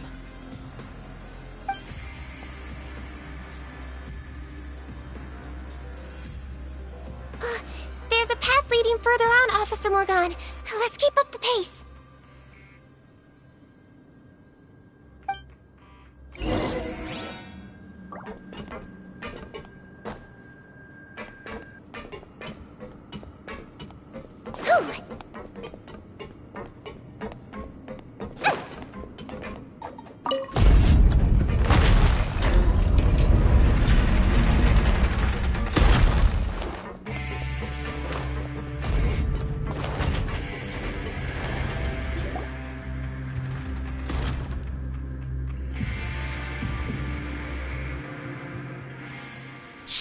There's a whole bunch of people in there.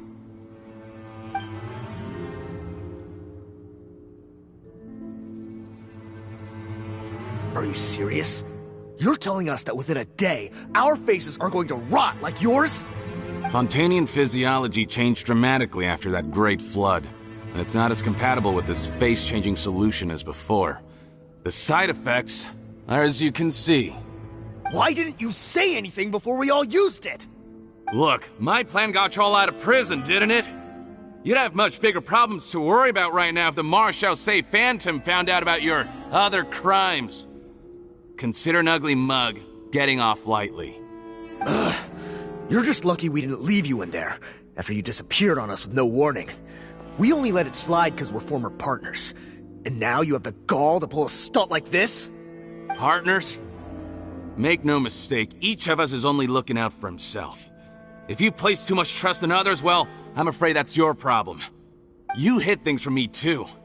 Remember how you each had a spare potion? You kept quiet about it until we planned the prison break? Oh, and you didn't have a secret spare? Then do you want to explain how you melted your face off before all this? Guys, that's enough. Calm down. It is what it is. Arguing won't change anything. What's the plan, Parton? I'm assuming you brought us here for a reason? There is no plan. We followed him here on the promise of more juice, but it turns out there ain't a drop here. Besides, what does it matter now anyway? He already said, even if we did get our hands on more of that stuff, switching faces again solves nothing. They're still gonna melt off eventually. I said enough arguing! Parton, tell us the plan. The most practical solution is to continue using the potion. Keep switching to a new face before the ulcers can start forming. Are you kidding me? This stuff was hard enough to get a hold of even when we had a supply. Now you're asking us to use it like skin lotion, after the flood all but wiped the supply out? Well, there is another option. But you'll have to make a deal with me first. Okay, now we're talking. What's the deal? I have a document I took from that researcher that details how to make a replacement. Just give me one bottle of the undiluted fluid, and I'll get to work. What's the problem? I thought you always kept reserves. Or do you really just have one spare bottle each? What do you think? That we were shipping them into the fortress of Meripede by the basket load? Well then, say hello to never showing your marred faces in public again. Ugh, I've heard enough! Get him! Let's see if that document even exists! Freeze! Marechaussee Phantom! What? Who let them in? Officer Morgan, before anything else, please find out Rawat's status. Rawat? don't see him. Hand over the hostage now, if you want any chance of avoiding an extension to your sentences. Spare us your condescending attempts to coax us back to our cells. You think we're looking to negotiate? Rawat is dead. Patton? Arrest them all! Don't let anyone get away!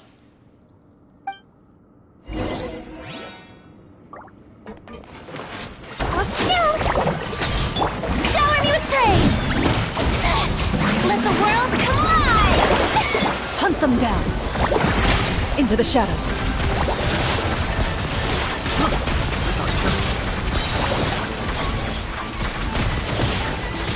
Don't be nervous! Just relax! Huh. Gotta say, I never expected to see the head nurse in combat. Some patients respond better to a more aggressive treatment plan. Did we get everyone? Captain, we finished the head count. Potten's missing. Over there! The door's closing!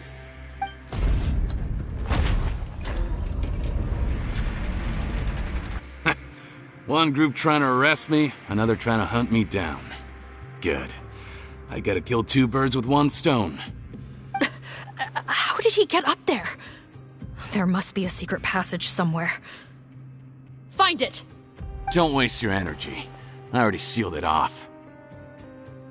How naive. We have more people outside. If we're not back out by the agreed time, they'll come to our rescue. Well then, you'd better hope they get here in time.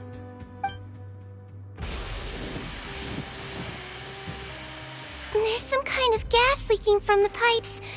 Be careful, it's poisonous. This is our distribution center, where we store the product derived from our source solution.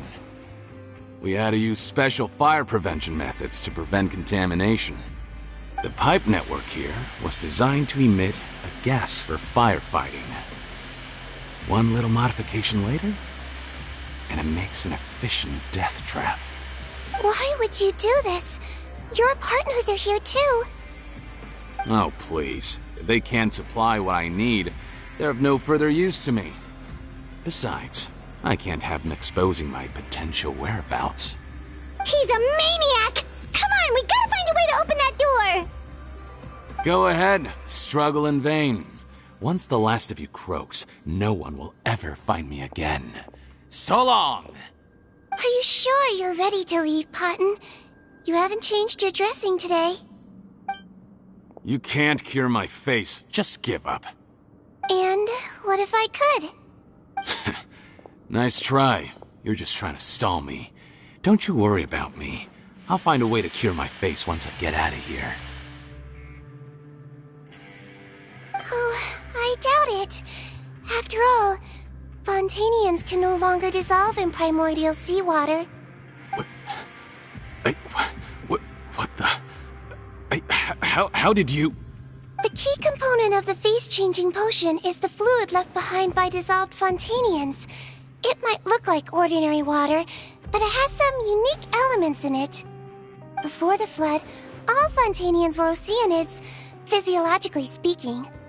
A potion made from that fluid could dissolve and reconstruct the face of a Fontanian in much the same way as hydroidolins change form. Theoretically, it could give someone any appearance they wished. But since the flood, Fontanians have become true humans. They can no longer provide the source material for this potion, nor reap its benefits. Are you saying this potion is made from Fontanians dissolved with primordial seawater? Then their crimes are far worse than I thought. How could you know all of this? No, wait. Of course! Well. So that's why you have a human appearance. It also means that I have a formula you're unaware of. The air's getting thicker. It's getting hard to breathe.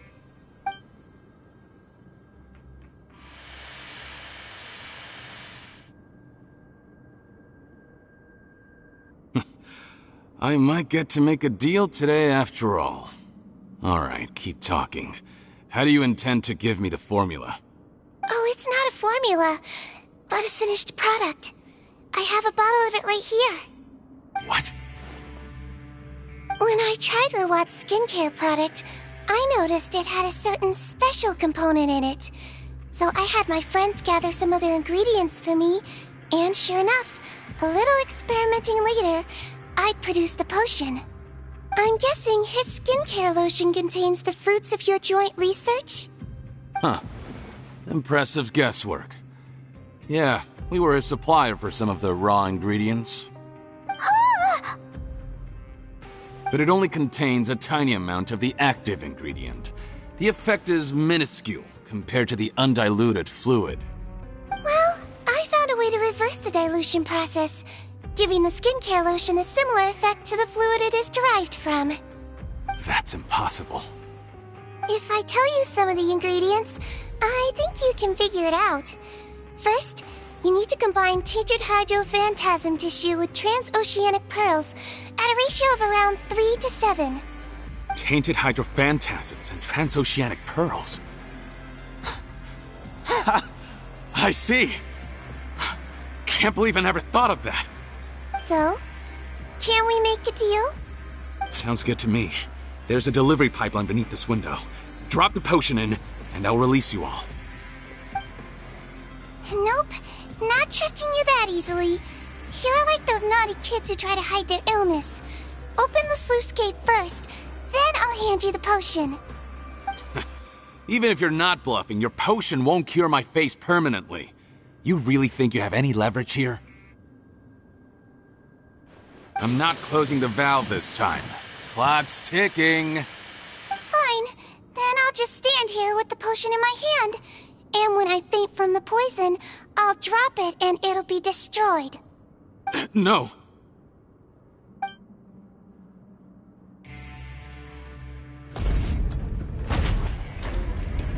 It's open! Disable that sluice gate! Jam it! Don't let it close again! That's more like it. In that case, a promise is a promise. Head nurse, there's too much poison gas in here. We have to leave, now!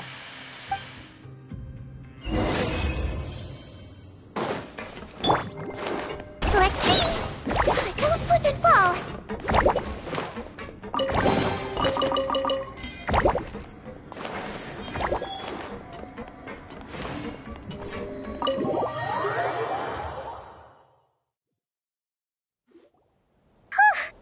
That was too close. That button is a real nasty piece of work. Oh, don't be too quick to sit down. Moving around a little will help relieve the soreness. Same goes for you, Traveler. Oh, but Paimon, you should be fine, right? Flying fast is pretty tiring too, actually. Anyway, that's not important right now. Paimon's still shocked to learn that there's a whole criminal operation going on behind that skincare lotion. Shame I ended up giving the improved version to Potton after finally making it for you. I'll make you some more, I promise. No, please don't. Paimon doesn't want to use that stuff anymore. Still, it was a pretty good job that Paimon wanted to buy some in the first place, huh? It ended up saving everyone's lives. That's gotta count for something.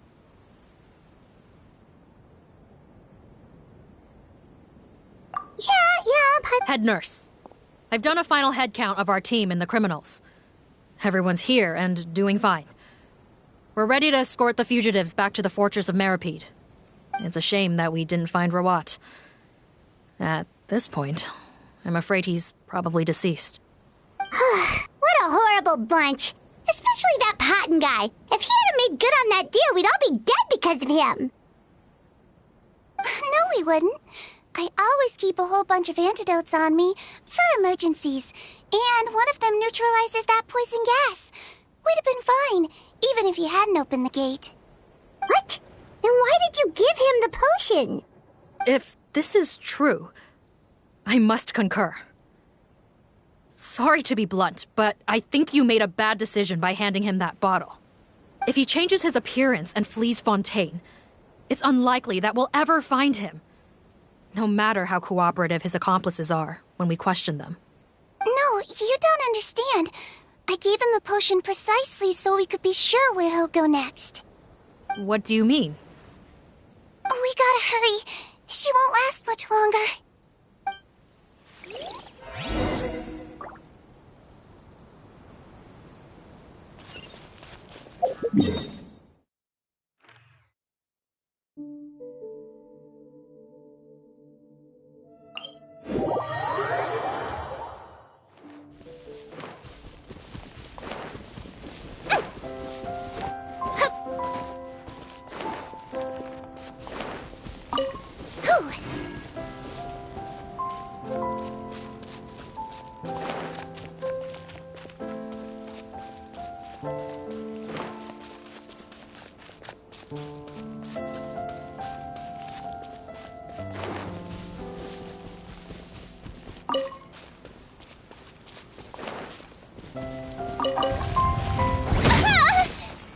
Don't slip Con down! Strike a pose! I swear it's for medical research!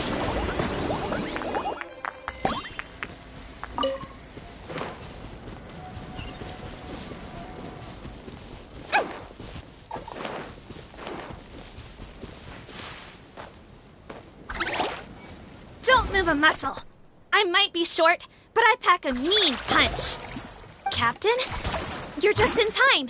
While I was lying in wait, I spotted this crook snooping around, trying to find a way in.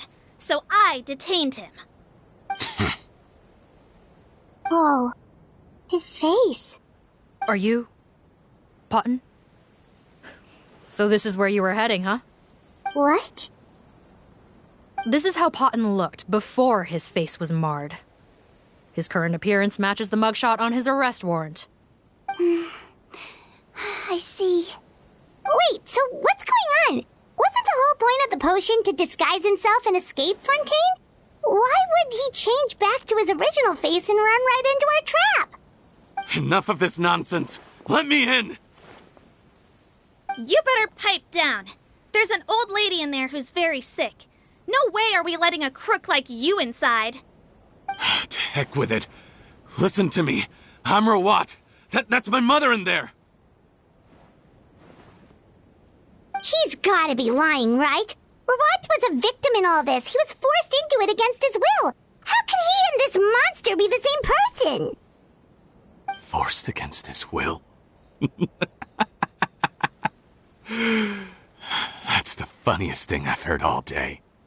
Back when I was being coerced, everyone thought I was colluding of my own free will.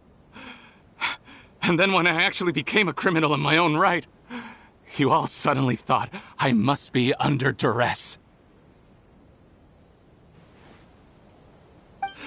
Amazing what a difference a handsome face makes.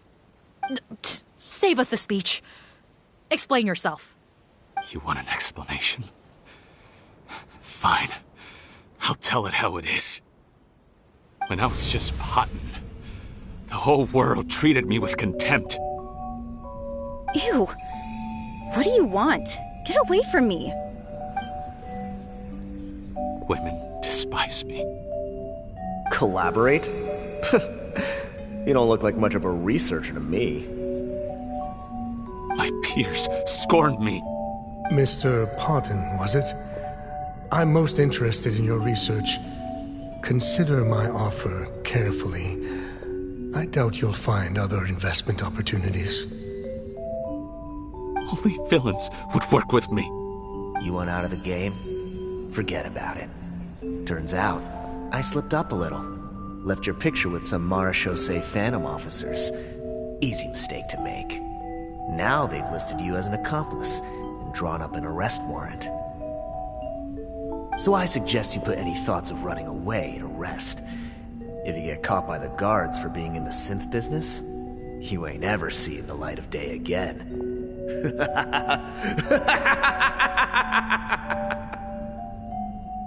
There was no way out for me. Until I could stop being Potton. Mr. Rawat, I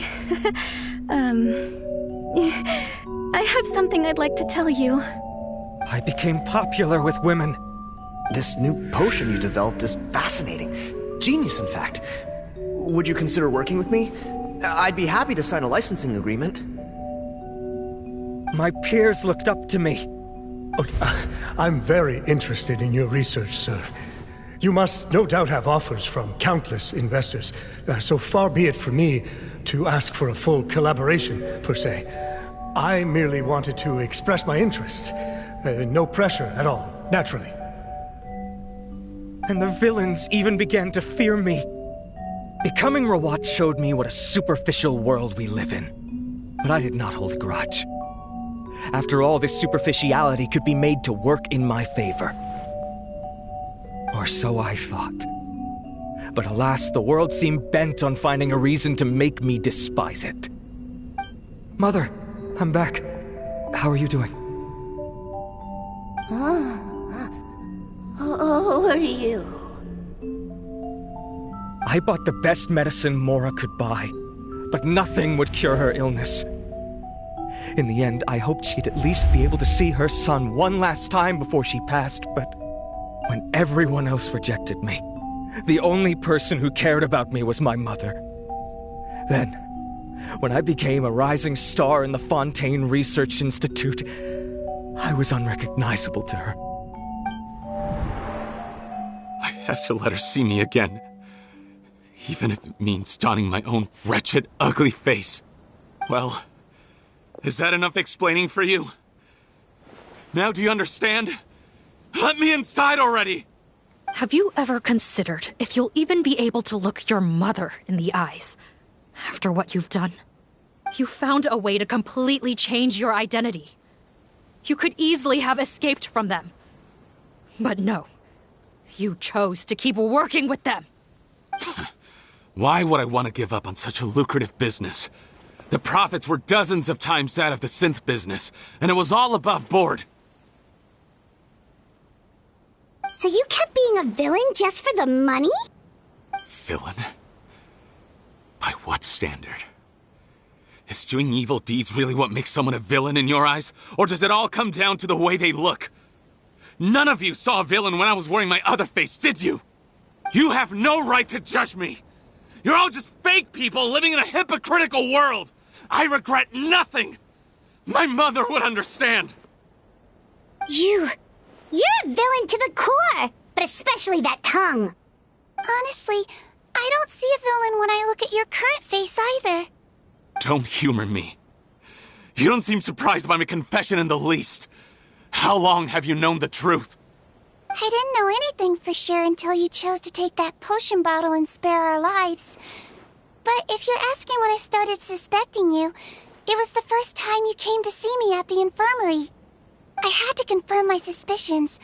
That's why I chose to join this investigation. Are you kidding me? A young, promising researcher and a wretched criminal? What on earth gave you the idea that they could be one and the same person? Well, there were no visual clues. This potion's face-changing effects are very powerful. Even as a Melazine, I couldn't see through the disguise. But I believe I understand humanity a little better than most of my kind. Humans have certain fundamental qualities that do not change with their appearance. Fundamental qualities, huh? So you think you're the one who's seen through me, do you? Most people probably don't know this, but I think I can guess what your deal is. Melazine constitutions are very close to that of water, so it stands to reason that the potion should work on them too. You use it yourself, didn't you? That's why you have a human appearance. Sigewinne? Yes, you're right. I'll bet it was back in the days when Melazines were discriminated against because of their appearance. It was either carry on living in the gutters as part of an alien race cast out by humanity, or become the head nurse of the fortress of Meripede, revered by all. Not a hard choice to make. It's a no-brainer. So you see, you and I were the same. And I'm the one who saw through you! That's not important right now. You came here to see your mother, didn't you? Well, I can grant you your wish. Huh? Head nurse, I'm not sure that's a good idea in his current state. Don't worry. back in the warehouse when I traded the potion for our lives, I was doing it to test him. He was willing to risk sacrificing his only chance of escaping capture by opening the gate in exchange for the potion. Also, he could see his mother again. If nothing else, his concern for his mother is genuine. I see. So before you arrest him, please allow him to see his mother one last time.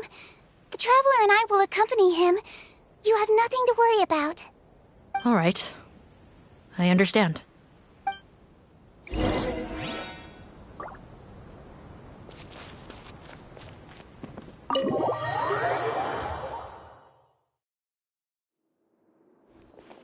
Mom? It's me, Potton. Your son. You recognize me now, don't you? Mom, what's wrong?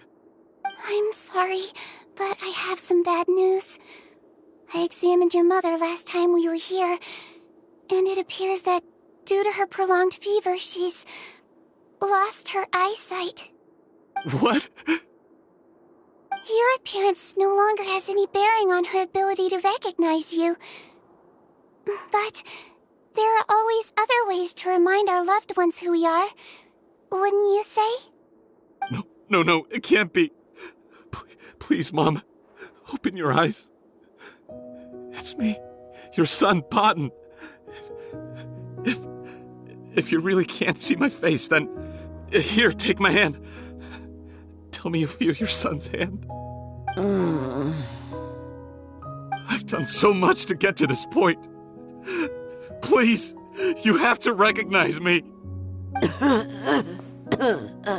No. The temperature of his palm must have changed. I'm sorry. It seems I couldn't bring him back to you after all.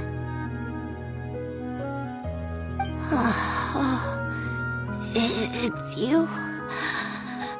Thank you.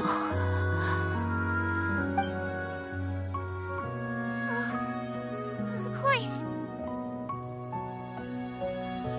Mom, why will you answer her and not me? Why? No more questions, Potton. She's gone. Mom? I'm sorry to say this, Potton, but you and I are not the same.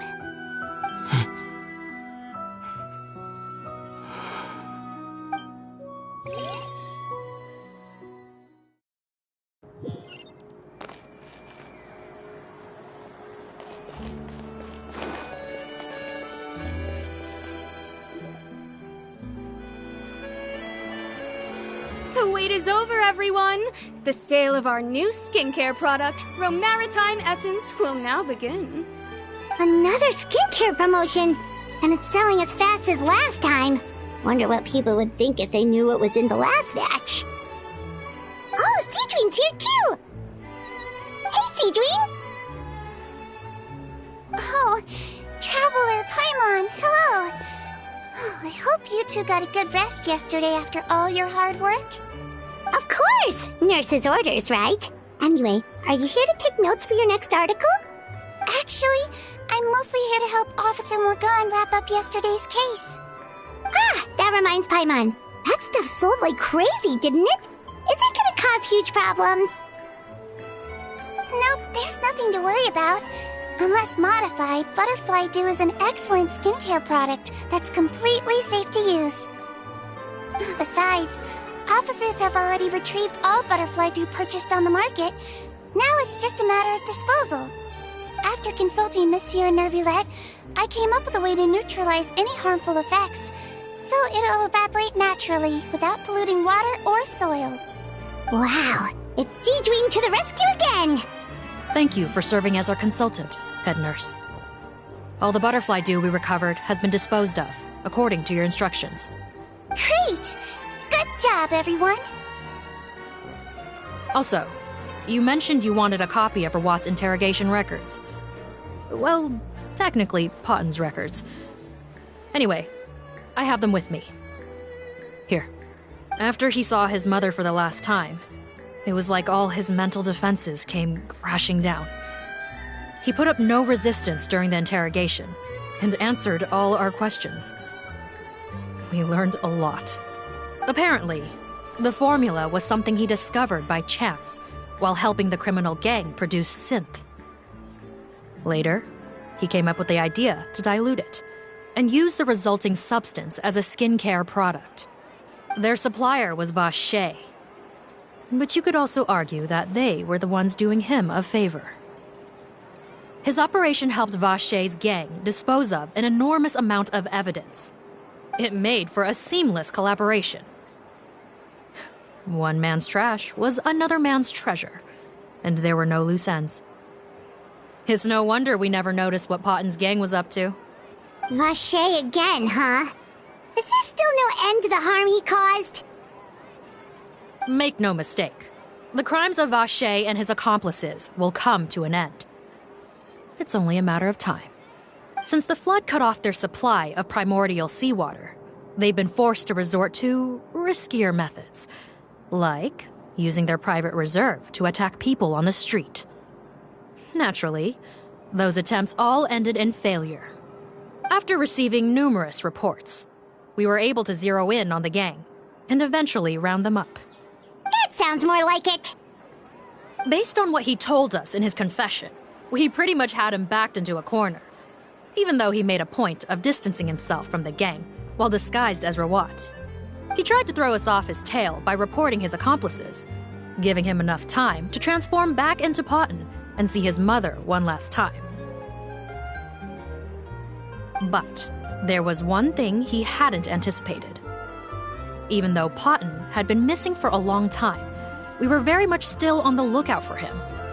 So the moment he appeared in public after changing back to his original appearance, we caught him. So he tried this once before, huh? Guess he really did want his mother to see him again. But in the end... Looking at the interrogation records, it seems like he spent the first sum of money he earned as Rawat on his mother's treatment. Yes, which is why I suspect that his initial motive for using the potion was not personal greed, but a desire to become somebody who had the power to save her. Even so, he went too far. In the end, he got what he deserved. I understand. Thank you for bringing me these records. Why did you want them anyway? Potten was one of my patients, so I need to put together a medical file for him. My teacher always stressed that a person's life experiences are just as important to their file as their medical history. Why are you still treating him like your patient? Isn't he kind of beyond redemption now? That may be true, but a patient is a patient, regardless of the choices that bring them to my care. One last thing, head nurse. Please keep everything you know about this potion a secret. It would be for the best if most of Fontaine knows nothing of its existence. I know my fellow officers and I will be able to sleep easier if that's the case. Of course. Not to worry. Thank you for understanding. I'll take my leave then. So, Sigewinne, did you really use that potion yourself? Why do you sound so surprised, Paimon? I told you all about it. It was quite a while ago now. You mean that story about the witch and the potion? So it was really, actually, genuinely a true story? Yes, it really, actually, genuinely was. But... I know. There are some secrets I can't tell anyone about. But considering everything we've been through together, I know I can trust you with them. Before I tell you, though, could you follow me somewhere? I want to pay my respects to an old friend. Of course!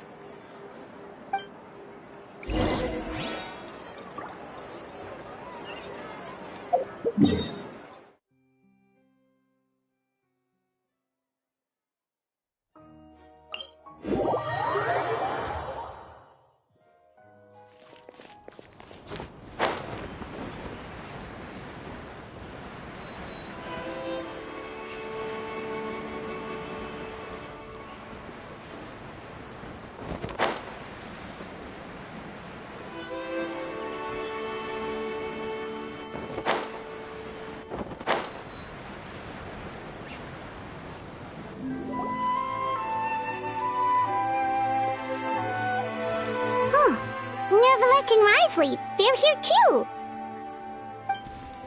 Good to see you, Traveler. Paimon. I trust all has been going well for you? Big news, everyone. The Udex is out of his office on important business. Is that genuinely something people would consider big news? Why wouldn't they? Important business is a big deal. Ah, yes, you're quite right.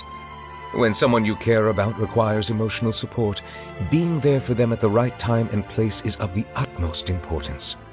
After reading the Maréchal Phantom's reports, I had a feeling a trip here might be in order.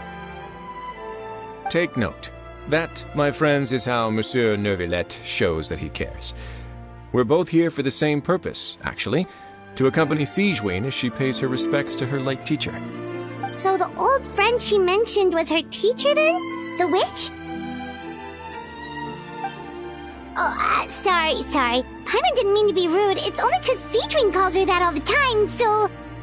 I doubt she considers that title to be offensive, Paimon. Don't worry.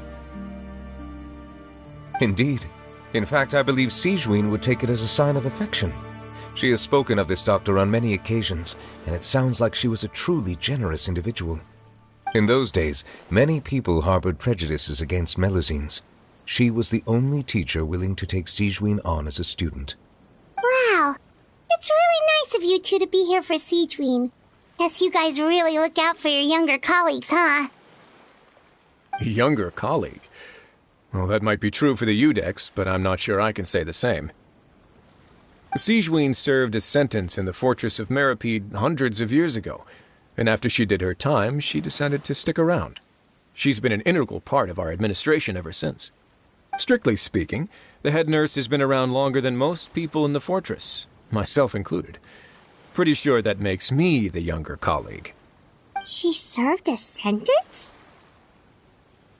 Yes. Long before I became Udex, there was an ancient law in Fontaine that prohibited any attempt to transform another species into a human. Initially, I and most researchers believed this law to have been imposed due to ethical concerns. But now, it seems more likely that the law was nothing more than an insurance policy, a way for Egeria to ensure that her people would remain insulated from the truth, thus enabling them to lead more straightforward, happier lives. Ignorance is bliss, as they say. Sigewinne had her reasons for choosing to obtain a human form, but the act was nonetheless in clear violation of the law. Could you tell us a little bit more about what happened back then? Certainly. Sigewinne does not object to her close friends learning about her history. In fact, I first learned of it myself because she confessed the truth to me of her own volition.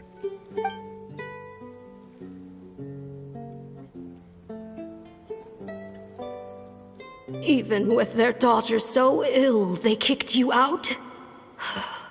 Stubborn as always. And prejudice isn't a disease I can cure, either.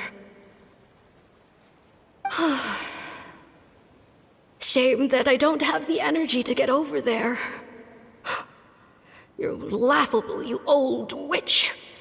You want to save everyone in Fontaine, but you can't even save the patient before you. Master, what are you...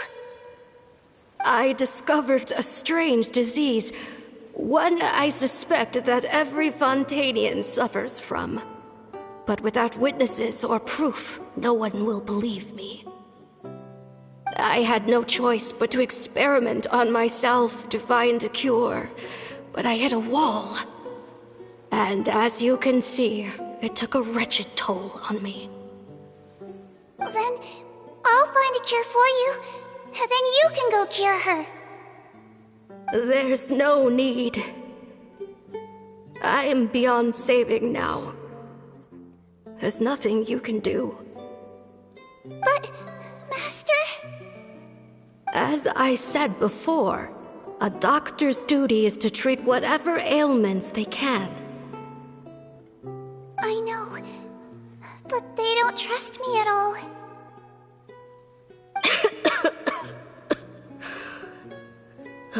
That girl. She's your first ever patient, isn't she? Tell me, What cost are you willing to bear to see her cured? I'll do whatever it takes. Even if it means breaking the law and being punished for it? As long as I don't hurt anyone. Yes.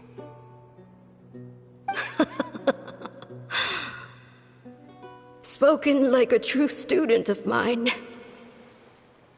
Then I shall make one more final gamble. And see my experiment through to its end. Leave me for now, and come back in 2 hours. If I am able to work this miracle, then I will have found a way to save all Fontanians, and I shall be able to help you treat that girl. If not, then it means there is one more disease in this world that I cannot treat. In that case, do not come looking for me. I will leave you a parting gift. An accidental discovery happened upon through my study of this strange disease. It has little use, but it will at least help you cure this one patient you can reach.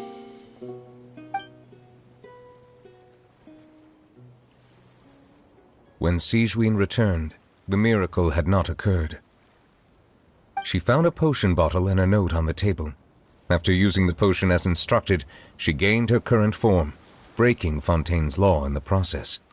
And after I had confirmed the veracity of the events, I gave my verdict. So that's what happened. I fear Sigewinne only understood the full story after the truth about the dissolution of Fontanians was uncovered. When I reflected on all this with that knowledge in hand, I felt a deep sense of regret. As I use the law to uphold justice, there are times when I cannot help but acknowledge its ruthlessness. After the final details of the events surrounding Sigewinne's transformation came to light, I checked several sources and, thankfully, the legal code does not require Sigewinne to shoulder any additional punishment. Wonder how she feels about all this. Since she invited you here, I imagine she intends to speak of these matters with you, no?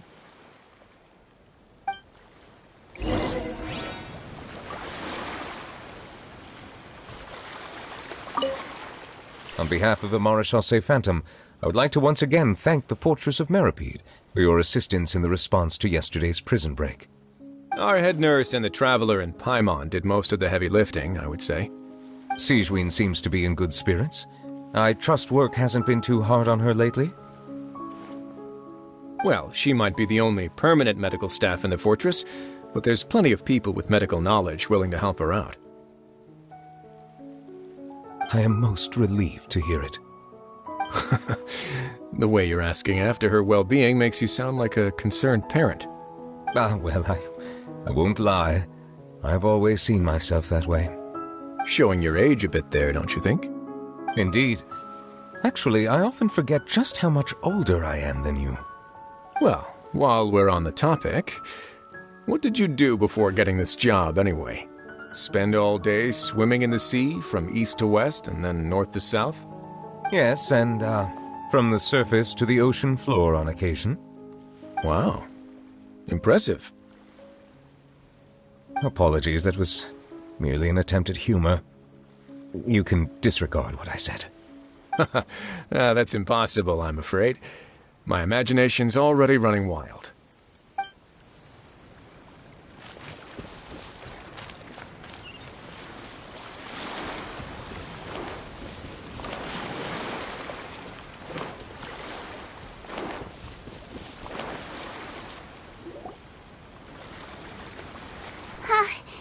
You're here. The old friend I mentioned was my teacher. When she passed, her body was nowhere to be found. All that's left of her is an empty tomb. And even that's deep underwater now. Sigewinne, the witch who gave you the magic potion, she was your teacher, wasn't she? Sounds like Monsieur Neuvillette filled you in. After learning the truth, it must have been hard to process, huh?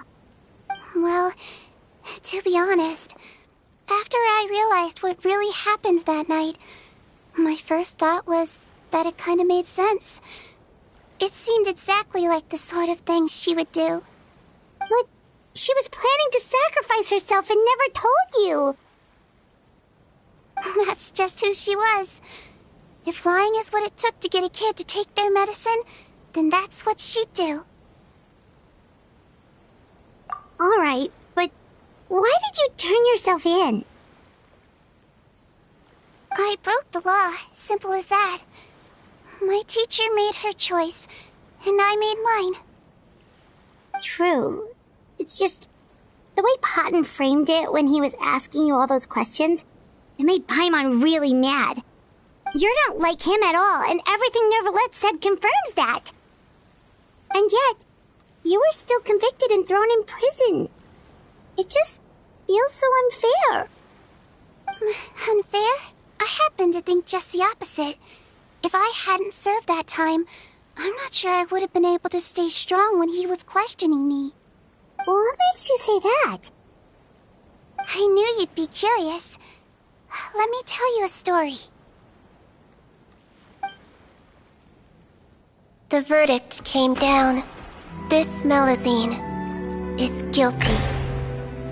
The Iudex defended the authority of Fontaine Law, but he did not confiscate the Melazine's medical kit. And so, the Fortress of Meripede gained a new little doctor. She still wore her hood and raincoat, even though it never rained in the fortress. Perhaps thanks to her human appearance, no one refused her treatment. She treated more and more patients, and her sentence grew ever shorter. Finally, the people of the fortress could not live without her, and though her sentence ended, she did not leave them either. Then one day, she received an invitation from the outside world. The location seemed familiar, and when she arrived, an old lady was waiting for her. She saw right through the Melazine's disguise, but didn't reveal it. Instead, she asked a question. Tell me, why do you think you gained the respect of so many people, despite being a Melazine? Because I look like a human? It's been 50 years, Sigewinne, and you haven't aged a day. I think everyone knows you are not human. I finally found you, after all these years. I still remember, you know. It was you who saved me that night. But how? I was no longer a Melazine by then. Does it really matter if you're human or Melazine? I remember the warmth of your palm. It's quite unmistakable. And you know what?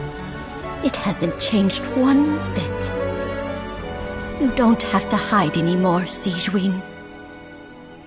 These days, everyone wants to make friends with Melazines. And I think that it's all because of you. I'm sorry I couldn't say this until now, but thank you, Dr. Melazine.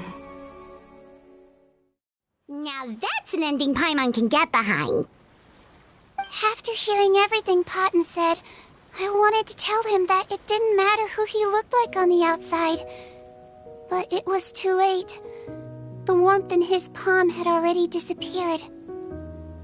I tried to treat him, but the roots of his problem had nothing to do with his face. I understand. Thanks, you two. I appreciate you being here for me while I talk this through. Oh, it's nothing. Our pleasure. Oh, there's one more reason I invited you here. It's about time I finally give you what I promised.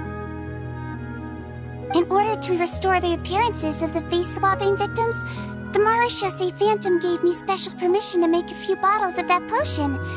And I made one extra just for you two. We don't need it, though. Shouldn't we destroy it? Well, even if you chose to destroy it, I still thought I should give it to you first. You two did so much for me. How could I break my promise? Well, fair enough, but anyway, Paimon's definitely not interested in this stuff anymore. Still, if this is the very last bottle in all of Teyvat, getting rid of it would feel like kind of a waste. Maybe we can give it a special meaning somehow. Oh, Paimon's got it! Melusine physiology wasn't affected by the Great Flood, right? So that means the potion should have a permanent effect on you. In that case, what do you say, Sigewinne? Ever thought about transforming back to the way you used to look? After all, from a Melusine point of view, Paimon bets Melusines look the cutest of all. Paimon, after everything, do you really think it matters whether I'm Melusine or a human? Well, what was Paimon thinking? You made up your mind a long time ago. Yeah, let's just destroy this thing. Leave it to me.